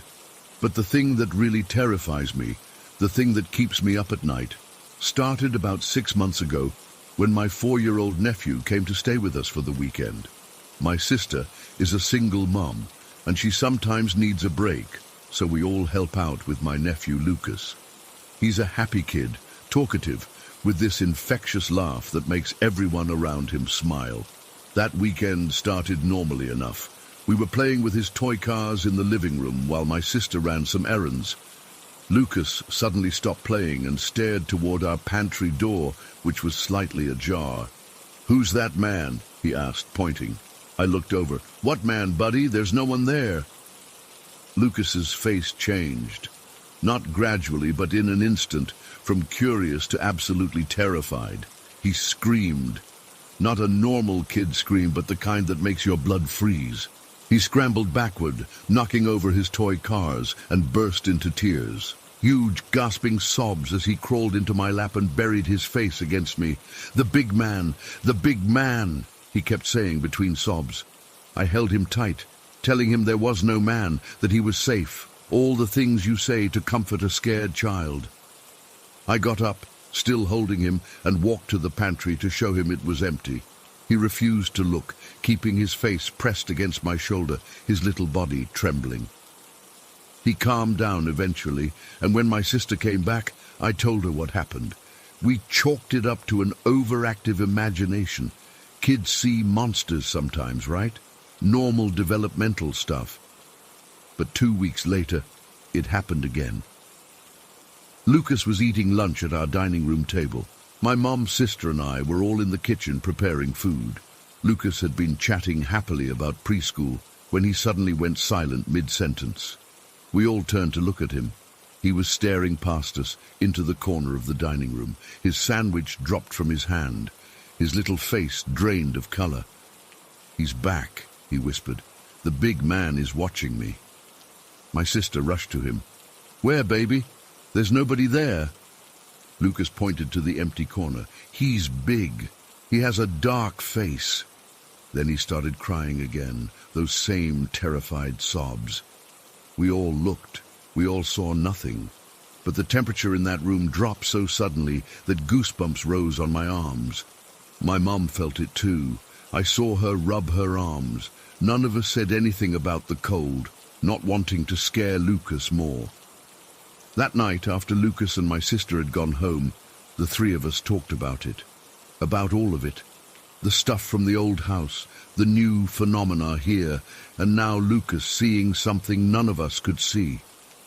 My mom said something that made perfect sense but chilled me all the same. "It's not the houses, it's us. Whatever this is, it's attached to our family." We started connecting the dots, how the activity in the old house had escalated over the years, how it had followed us here, how it had changed its methods but kept the same, I don't know, energy, presence. And now it was showing itself to Lucas, the youngest, most vulnerable member of our family. Yesterday was when it all came to a head. Yesterday is why I'm finally writing this all down, trying to make sense of something that defies explanation. I was home alone. My parents were at work, and I had a day off. Around 2 p.m., I was in the kitchen making a sandwich when every single cabinet door and drawer flew open at once. Not slowly, not one by one. All of them, simultaneously, with enough force that some of the drawers came completely out of their tracks and crashed to the floor. I stood there, frozen, a piece of bread in my hand, staring at the chaos. Every instinct told me to run, but where to? This thing had followed us from house to house. There was nowhere to go. Then I heard footsteps upstairs, heavy, deliberate steps crossing the floor above me, the same distinctive sound I'd heard on my deck for years. Clump, clump, clump. "What do you want?" I shouted, surprising myself with my own courage, or stupidity. "Why are you doing this?" The footsteps stopped. Complete silence fell. Then, slowly, they started again, this time coming down the stairs, step by step, getting closer. I couldn't move. My body simply refused to respond as I stared at the stairway entrance, waiting to see something, anything, appear. The steps reached the bottom of the stairs. Then nothing. Just silence. I don't know how long I stood there, heart pounding in my chest. 1 minute? 5? It felt like hours. Then my phone rang, shattering the silence. It was my sister, her voice frantic. "Something's wrong with Lucas," she said without preamble. "He woke up from his nap screaming about the big man standing over his bed. He's inconsolable. I don't know what to do." As she spoke, I felt a breath on the back of my neck. Cold, damp air that smelled faintly of earth and something metallic like old pennies. There was no mistaking it. Someone or something was standing directly behind me. I couldn't turn around. I just couldn't make my body do it. "Come over," I whispered into the phone. "Bring Lucas. Come right now." As soon as I hung up, the presence behind me vanished. The kitchen cabinets all slammed shut in unison, the sound so loud it hurt my ears. My sister arrived 20 minutes later with Lucas. The moment they walked in, every light in the house started flickering, though the day was clear with no storms. Lucas looked up at the lights, then at me, and said something that made my blood run cold. "He's angry today. He wants us to see him now." Then Lucas pointed to the living room archway. "There he is." We all turned to look. I saw nothing, but Lucas clapped his hands over his eyes and started that horrible screaming again. My sister grabbed him and ran from the house. I followed, and we drove straight to my parents' workplace. We're all staying at a hotel tonight, but we know this is just temporary. It's not the house, it's us. It will find us. I don't know what happens next. I don't know what this thing wants or why it's attached to our family. All I know is it's been with us for decades, and it's getting stronger, more determined to be noticed, and it's focusing on Lucas now. I'm writing this because I need help, advice, anything. Has anyone else experienced something like this? Something that follows your family rather than staying in one location? Something that evolves and changes how it manifests? Because I'm terrified that whatever happens next is going to be worse than anything we've experienced before. And I don't know how to protect my family, especially Lucas, from something we can't see, can't touch, and can't escape. Story 18. I still don't like thinking about what happened that night when I was 11. I'm 25 now, and I've tried to rationalize it countless times, but I've never found an explanation that makes any sense. I've barely told anyone about this because I know how it sounds, but I swear every word of this is true. We lived in this old house in Riverside that was built around 1900. It wasn't anything special, just a typical two-story family home with wooden floors that creaked and those old-style hollow wooden doors that were super thin. You could practically hear everything through them. The layout upstairs was pretty straightforward. If you came up the stairs and walked down the hallway, you'd first pass my brother's room on the left, then the bathroom, then my room, and finally my sister's room at the end. My parents' bedroom was downstairs. My brother was 14 at the time, and my sister was 8. I was a typical kid who liked staying up late watching TV. I had this small TV in my room, and I'd usually fall asleep with it on. My mom would always get mad because she said it wasted electricity, but I couldn't sleep without the background noise. That night started like any other. I remember it was sometime in October because the weather had just started getting cooler. I'd fallen asleep watching some show on Nickelodeon with the volume turned down low so I wouldn't wake anyone up. I'm not sure what time I fell asleep, but I suddenly woke up sometime between 2 and 3 a.m. I remember looking at my digital clock and seeing the red numbers, but I was too groggy to register the exact time. At first, I thought I'd woken up because of something on the TV, but then I heard it. 2 soft knocks on my door. Knock, knock. Not loud, just gentle, like someone trying to get my attention without waking the whole house. I figured it was probably my mom or dad coming to tell me to turn off the TV. It wouldn't have been the first time. So I just laid there waiting for the door to open. But nothing happened. No one came in. About 10 seconds passed, and then I heard the knocking again. Knock, knock. This time it was slightly louder, more deliberate. Still, I waited for someone to come in. But again, nothing. Then something weird happened.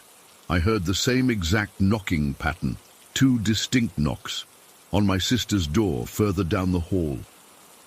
Knock, knock.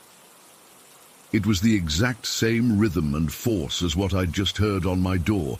Then, within seconds, I heard the same 2 knocks on my brother's door at the other end of the hall. Knock, knock. That's when I realized something wasn't right. There's no way someone could knock on my door, then my sister's door, and then all the way back to my brother's door that quickly. The distance between the doors was too far to cover in just a few seconds, especially without making any footstep sounds on our creaky wooden floors. I sat up in bed, fully awake now. The TV was still on, casting a bluish glow across my room, but I had muted it without even thinking about it. I was straining to listen. After maybe 30 seconds of complete silence, it started again. 2 knocks on my door, slightly louder than before. Knock, knock. Then my sister's door. Knock, knock. Then my brother's. Knock, knock. The whole sequence took maybe 10 seconds total. No footsteps between knocks, no creaking floorboards, just the knocks moving impossibly fast from door to door. My heart was pounding so hard I could feel it in my throat. I wanted to call out to my parents, but I was too scared to make a sound. What if whatever was out there heard me? I pulled my blanket up to my chin and just stared at my door, waiting. The third round of knocks came about a minute later. This time, they were loud enough that I was sure they would wake everyone in the house. Knock! Knock! On my door, then my sister's, then my brother's. The wood actually vibrated with each impact. Still no footsteps, no voices. Nothing but those methodical knocks moving from door to door. I was frozen in place. I couldn't even cry. I just sat there, terrified, watching my door, wondering if it was going to open. I kept thinking that my parents would wake up and come check on us, or that my brother or sister would call out, but the house remained completely silent except for those knocks. The fourth round was even worse. The knocks had transformed into heavy pounds that sounded like someone was hitting the doors with their fist as hard as they could. Bang! Bang! My door shook with each impact. Then my sister's door. Bang! Bang! Then my brother's. Bang! Bang! The sound echoed through the hallway, and I couldn't understand how no one else was waking up. Then there was silence. Complete silence for what felt like forever, but was probably only about 30 seconds. I was shaking uncontrollably, my eyes fixed on my door handle, watching for any movement. And then it happened. The final knock. Except it wasn't a knock at all. It was a single massive boom on my door that was so powerful the entire door visibly shook in its frame. It was like someone had taken a battering ram to it. I thought the wood was going to splinter apart. Then the same boom on my sister's door, then my brother's. The whole house seemed to vibrate with each impact. And then, nothing. Complete silence. I sat there for what felt like hours, staring at my door, waiting for something else to happen. I was too terrified to get up and look outside, too scared to call out to my family. I just sat there, blanket clutched to my chest, watching and waiting. The sun eventually started to come up, and light began filtering through my curtains. Only then did I finally gather enough courage to get out of bed. My legs were shaking so badly I could barely stand. I inched toward my door, listening for any sounds from the hallway. Nothing. When I finally opened my door, the hallway was empty. Everything looked normal. My brother's door was closed. The bathroom door was open like it always was. My sister's door was closed. Nothing seemed out of place. I checked on my sister first. She was sound asleep in her bed, clutching her favorite stuffed animal. Then I checked on my brother. He was also asleep, with his headphones still on his head. I went downstairs and found my parents in the kitchen starting their morning routine. My mom was making coffee, and my dad was reading the newspaper. Everything was so normal. It was as if nothing had happened. "You're up early," my mom said when she saw me. I wanted to tell them everything, but I didn't know how to explain it. How could they have not heard those thunderous knocks? It didn't make sense. So I just said I couldn't sleep and asked if they had heard anything strange during the night. They both said no. They hadn't heard a thing. I spent the day in a daze, exhausted from staying up all night and confused about what had happened. I kept waiting for someone, my brother, my sister, my parents, to mention the knocking, but no one did. When I finally worked up the courage to ask my brother and sister directly if they'd heard anything strange the night before, they both looked at me like I was crazy. "Like what?" my brother asked. "Like knocking on your door, really loud knocking." They both shook their heads. "No," my sister said. "I slept fine." That night, I was terrified to go to bed. I begged my mum to let me sleep in their room, making up some excuse about having nightmares. She let me, but just for that one night. The next night, I had to go back to my own room. I didn't sleep at all that second night. I just sat up in bed, staring at my door, waiting for the knocks to come again. But they never did. Not that night, and not any night after that. I never told my parents the full story. How could I explain something that made no sense? How could I describe the way the knocks moved from door to door, impossibly fast, with no footsteps in between? How could I make them understand the methodical progression from gentle taps to that final house-shaking boom? And how could I explain why they hadn't heard it when it was loud enough to wake the dead? To this day, I still don't have any explanation for what happened. I've thought about it from every angle. Could it have been someone playing a prank? No, the timing was too perfect and no one could move that quickly without making noise on our creaky floors. Could it have been some kind of house-settling noise that just sounded like knocks? No, the pattern was too deliberate, too systematic. Sometimes I wonder if I dreamed the whole thing or had some kind of hallucination. But I know I was awake. I remember every detail too clearly for it to have been a dream. It's been 14 years, and I've never experienced anything like it again. We moved out of that house when I was 15, and I was secretly relieved. Sometimes I wonder if the new owners ever heard those knocks in the night, that mysterious visitor moving impossibly from door to door, getting louder each time, saving the most terrifying knock for last. I still sleep with the TV on. I still hate the sound of knocking. And I still sometimes wake up in the middle of the night, heart racing, thinking I heard 2 soft knocks on my bedroom door. Story 19.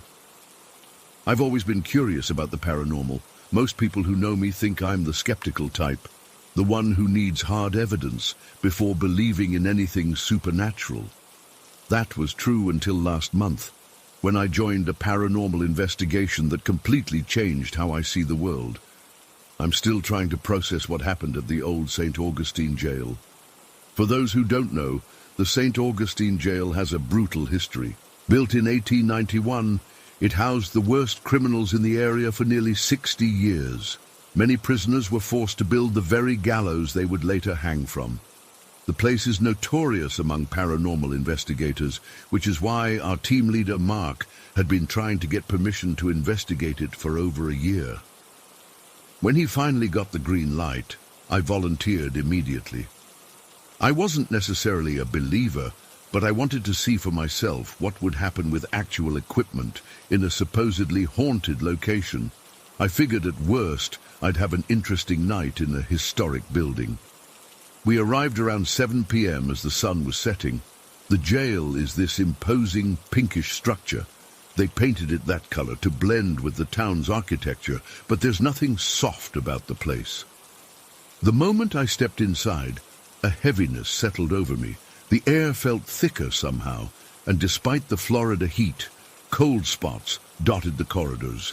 Mark gave us a quick tour, pointing out the maximum security cells, the gallows viewing area, and the sheriff's quarters. The sheriff actually lived in the building with his family, including his young daughter. The contrast between the family's living area and the grim cells was jarring. After setting up our equipment, EMF meters, digital recorders, thermal cameras, and dowsing rods, we split into teams. I ended up with the main group in the cell block area for the first session. 6 of us sat at a long wooden table positioned in the center corridor between rows of cells. The only light came from a few dim red bulbs we'd set up to help the cameras without disrupting the energy of the place. About an hour in, after some basic EVP sessions with minimal results, Mark decided to try something different. We're going to see if any spirits have a preference for who they want to communicate with, he explained, as we each placed a set of dowsing rods on the table in front of us. For those who don't know, dowsing rods are just simple L-shaped metal rods that can rotate freely when you hold them. They're balanced in a way that they shouldn't move unless physically manipulated. Many investigators use them as a yes-no communication tool with spirits. We all picked up our rods, holding them parallel to each other with our elbows at our sides. Mark took a deep breath and asked clearly, "If there are any spirits present, who at this table would you like to speak with? Please point your energy toward that person." What happened next still gives me goosebumps. Within seconds, I'm talking maybe 3 seconds max, all 6 investigators' rods swung toward me. Not gradually, not one by one, but simultaneously, as if pulled by an invisible force. Mine turned inward, crossing over each other, while everyone else's pointed directly at me from around the table. The room went completely silent. I felt the blood drain from my face. "Holy shit," someone whispered. Mark looked as shocked as the rest of us. "In 15 years of investigations, I've never seen that happen," he said quietly. I tried to stay calm. "Maybe there's a draft or something magnetic in my pocket," I suggested, but we tested for that immediately, changed positions at the table, checked for air currents, made sure no one had any metal objects that could interfere. When we repeated the experiment, the exact same thing happened. Every single set of rods pointed directly at me. I won't lie, I was freaked out, but also exhilarated. For the first time, I was experiencing something that couldn't be easily explained away. And strangely, despite being singled out by whatever presence was there, I didn't feel threatened, just chosen, for lack of a better word. After a short break where I tried, and failed, to calm my racing heart, we moved to the sheriff's quarters for our next session. This area felt different from the cells, less oppressive but somehow more intimate. The sheriff had lived here with his daughter while overseeing the prison and executions. The historical guide had told us earlier that the sheriff's daughter died young from illness, and that visitors sometimes reported interactions with a child spirit. We gathered in what had been the sheriff's office. By this point I'd somewhat composed myself, though my hands were still shaky. Mark suggested I take the lead, since I seemed to be getting the strongest responses. I stood in the center of the room, holding the dowsing rods again. "Is the sheriff still here?" I asked. Nothing happened immediately, so I followed up. "Sheriff, if you're here, can you show me where you are? Can you make the rods point to your location?" Instantly, and I mean instantly, both rods swung firmly to my left. Not a slight movement, but a definitive 90-degree turn, pointing to an empty corner of the room. I looked over, half expecting to see something, but there was nothing visible there. "Can anyone else try this?" I asked, not entirely trusting my own experience. 2 others tried asking the same questions, but got no response. When I took the rods back and repeated my question, they again pointed to that same corner. Mark was furiously taking notes and checking readings on other equipment. "Temperature just dropped 4 degrees in that corner," he said, "and the EMF meter is fluctuating." By this point, my skepticism was crumbling. These responses felt deliberate, intelligent. Whatever was happening wasn't random. But the most profound experience was yet to come. Around midnight, we decided to try some solo sessions. Most paranormal investigators will tell you that spirits sometimes respond better to one-on-one interaction. Even though what had happened earlier had shaken me, I volunteered to sit alone in the sheriff's daughter's room, a small space with a child's bed, some antique toys, and a rocking chair. The team set up a static camera in the corner and left me with a digital recorder, the dowsing rods, and a small flashlight I could signal with if I needed them. Then they closed the door, leaving me in near darkness. I sat on the floor, placed the rods in my hands, and took a deep breath. "Hi there," I said softly, feeling slightly ridiculous talking to an empty room. My name. I don't mean to intrude in your space. I just wanted to meet you." Nothing happened for several minutes. I tried again. "I heard you were the sheriff's daughter. Is that right? If you're here and can hear me, could you make these rods cross?" Slowly, almost hesitantly, the rods began to move. They crossed over each other in a clear X shape. My heart skipped. I tried to stay calm and continue. "Thank you for showing me you're here. Do you like having visitors in your room?" The rods uncrossed, then crossed again. "Yes." I continued asking simple yes-no questions, keeping my tone gentle. "Do you like my company?" "Yes." "Are you happy here?" "Yes." An enthusiastic yes. The rods crossed so quickly they nearly hit each other. What struck me wasn't just the consistent responses, but how intentional they felt. Sometimes the rods would cross slowly, sometimes quickly, as if conveying emotion or emphasis. When I asked if she was lonely, the rods crossed very slowly, almost sadly. I noticed one of the antique dolls on a shelf near me. "Is that your favorite doll?" I asked. The rods uncrossed. "No." "Do you have a favorite toy in this room?" "Yes." "Is it—" I looked around. "The rocking horse?" "No." "The tea set?" "Yes." A quick, decisive cross. "Did you like having tea parties?" "Yes." I felt a strange connection forming. This wasn't fear I was feeling. It was something closer to wonder. I was having a conversation with someone I couldn't see, but who was undeniably present. "Yes." With slightly trembling hands, I moved to the small table where an antique children's tea set was displayed. I carefully arranged the tiny cups and saucers, feeling a bit silly, but committed to the interaction. "There you go," I said when I finished. "Is that nice?" The rods crossed so forcefully, they clacked against each other. And then something happened that I still struggle to explain. As I sat back down on the floor, I felt the air around me change. It became noticeably colder, not in a creepy way, but like when someone opens a window on a cool evening.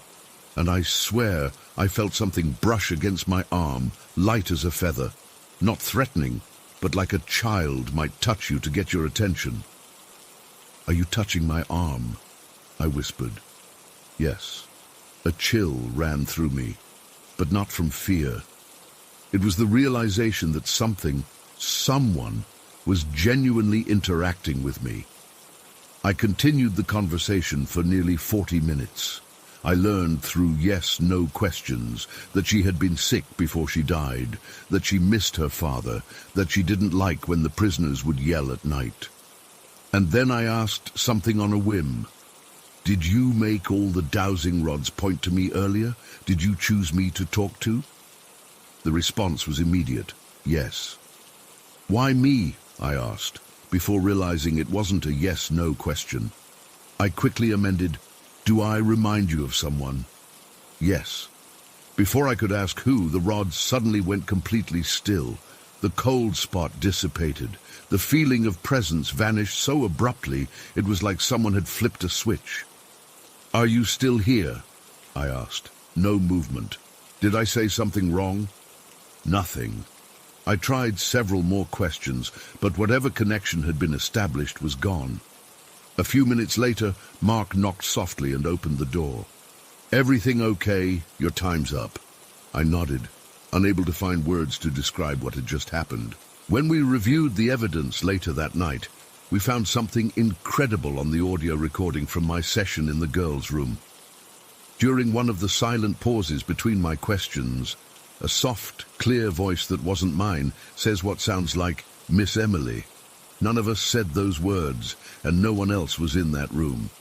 The historical records show the sheriff's daughter's name was Emily. That investigation changed me. I went in as someone looking for proof, maybe even hoping to debunk some claims. I left with an experience I still can't explain away.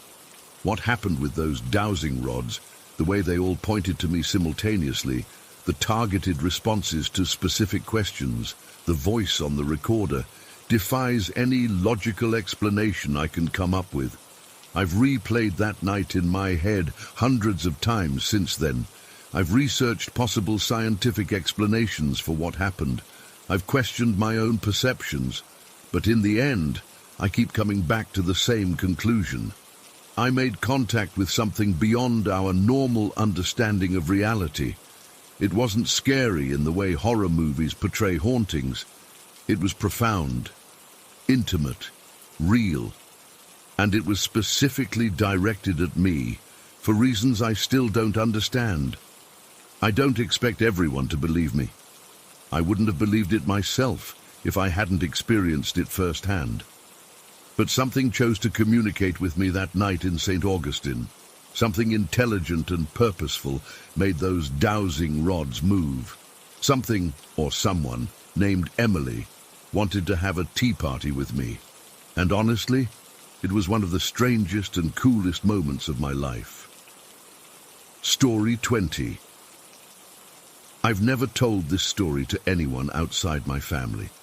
I don't know if I'd call myself spiritual or whatever, but what happened to me when I was 8 years old shook me to my core, and I still think about it sometimes when I'm trying to fall asleep at night.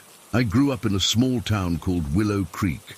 We lived in this old 2-story house, nothing fancy, just your typical suburban home with 4 bedrooms, a decent yard, and neighbors close enough that you could hear their lawnmowers on Saturday mornings.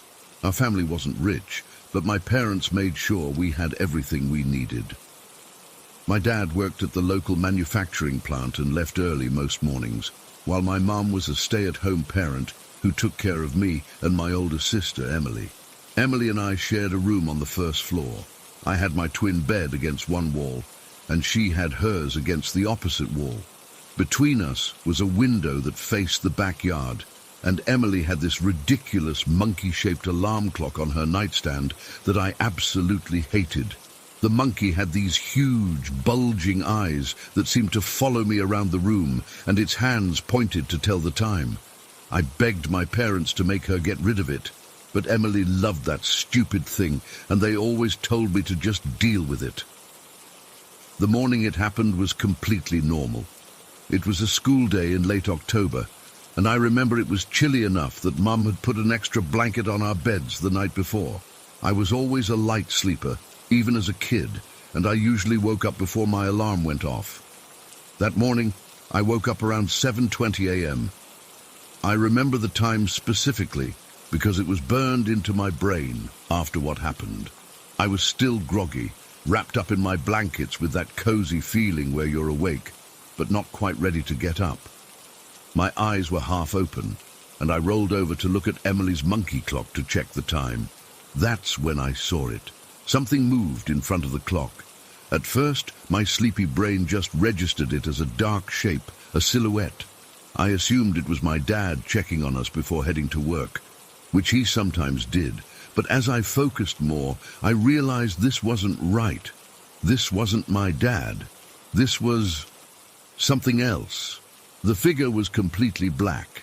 Not like someone wearing dark clothes, I mean pitch black like a shadow, but 3-dimensional and solid. I couldn't make out any features, no face, no distinct clothing, just a dark, human-shaped silhouette. It moved slowly, deliberately, across the room between our beds. The weirdest part, I wasn't scared, not at first. My sleepy brain just accepted it as something normal, like, oh, it's just Dad. The figure moved to the foot of my bed and sat down. I felt the mattress dip slightly under its weight. I felt the pressure on my feet through the blanket. "What is it, Dad?" I mumbled, still half asleep. No answer. Just silence.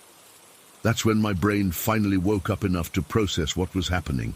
My dad doesn't ignore me when I talk to him, and my dad has a face. This didn't. I sat up quickly, suddenly wide awake and heart pounding. Nothing was there. The room was empty except for Emily, still asleep in her bed. The monkey clock showed 7:21 a.m. Less than a minute had passed. I jumped out of bed so fast I got tangled in my blankets and nearly face-planted on the floor. I didn't even bother to put on slippers.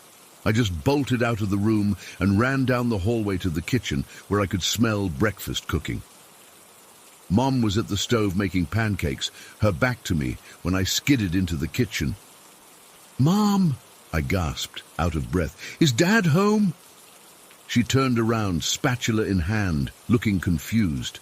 "What?" "No, honey. Dad left for work around 6:30 this morning. He's probably at the plant by now." "Why?" My stomach dropped. I stood there in my pajamas, bare feet cold on the kitchen tile, trying to make sense of what had just happened. "Nothing," I said finally. "I thought I heard something in my room." Mom looked concerned. "No," I said too quickly. "No, it's fine. I probably just dreamed it." How could I explain what I saw without sounding crazy? I couldn't, so I didn't. I ate my pancakes, got dressed for school, and tried to forget about it. And for the most part I did. Kids are good at that, compartmentalizing weird stuff and moving on. I convinced myself it was just a dream or my imagination. I never mentioned it to anyone. Life went on, and the memory faded but never completely disappeared. Fast forward about 7 years. I was 15, sitting at the kitchen table doing homework, while Emily, who was 17 then, was grabbing a snack from the fridge. Out of nowhere, she turned to me and asked, "Hey, have you ever seen a black figure walking through the house?" My blood ran cold. The pencil I was holding slipped from my fingers and clattered onto my textbook. Those memories I'd buried came flooding back with such force that I felt dizzy for a second. "What did you say?" I asked, my voice barely above a whisper. Emily shrugged, leaning against the counter. "I don't know, it's probably nothing, but sometimes I think I see this dark shadow person walking around the house. Like completely black with no face or anything. Just wondered if you'd ever noticed it." I couldn't speak. My heart was hammering so hard I could feel my pulse in my temples. Emily had seen it too. I wasn't crazy. It wasn't my imagination. "When?" I finally managed to ask. "When did you see it?"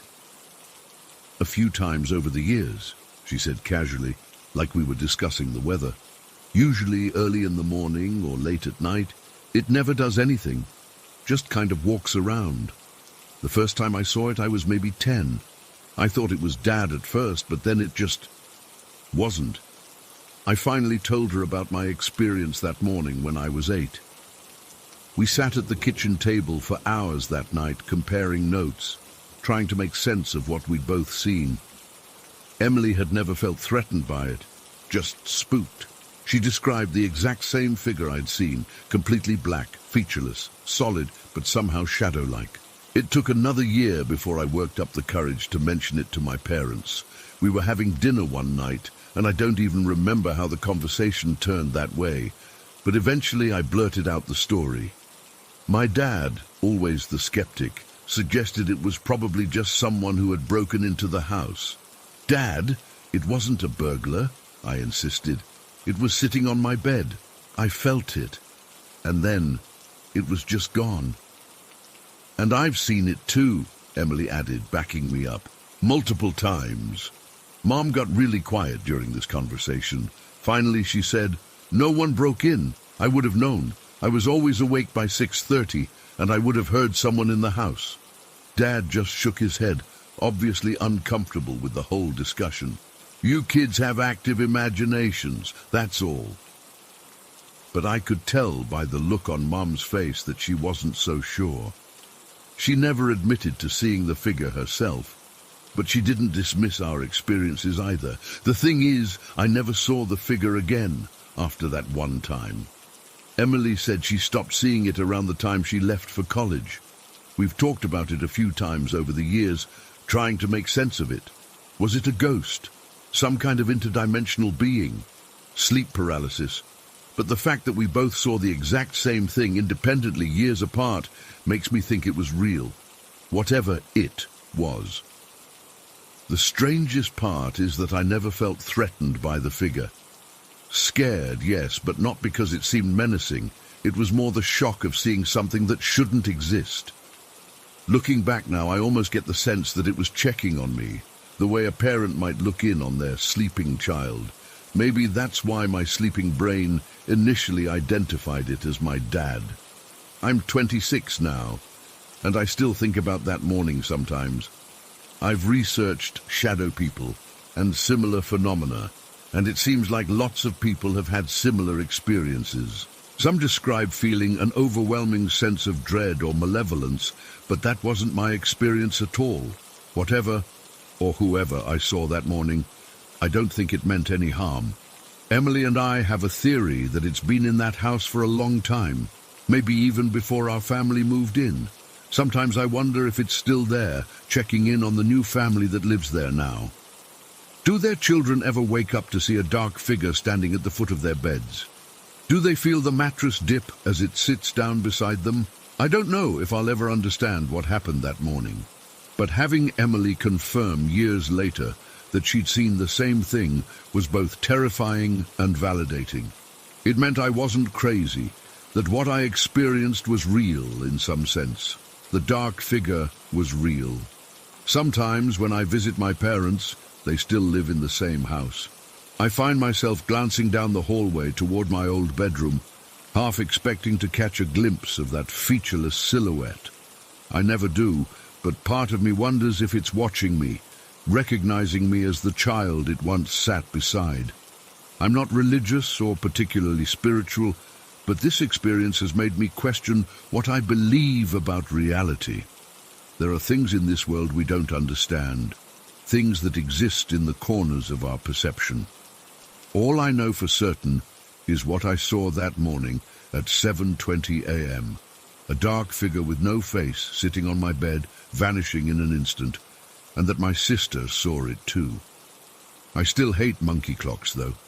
Some trauma you just don't get over.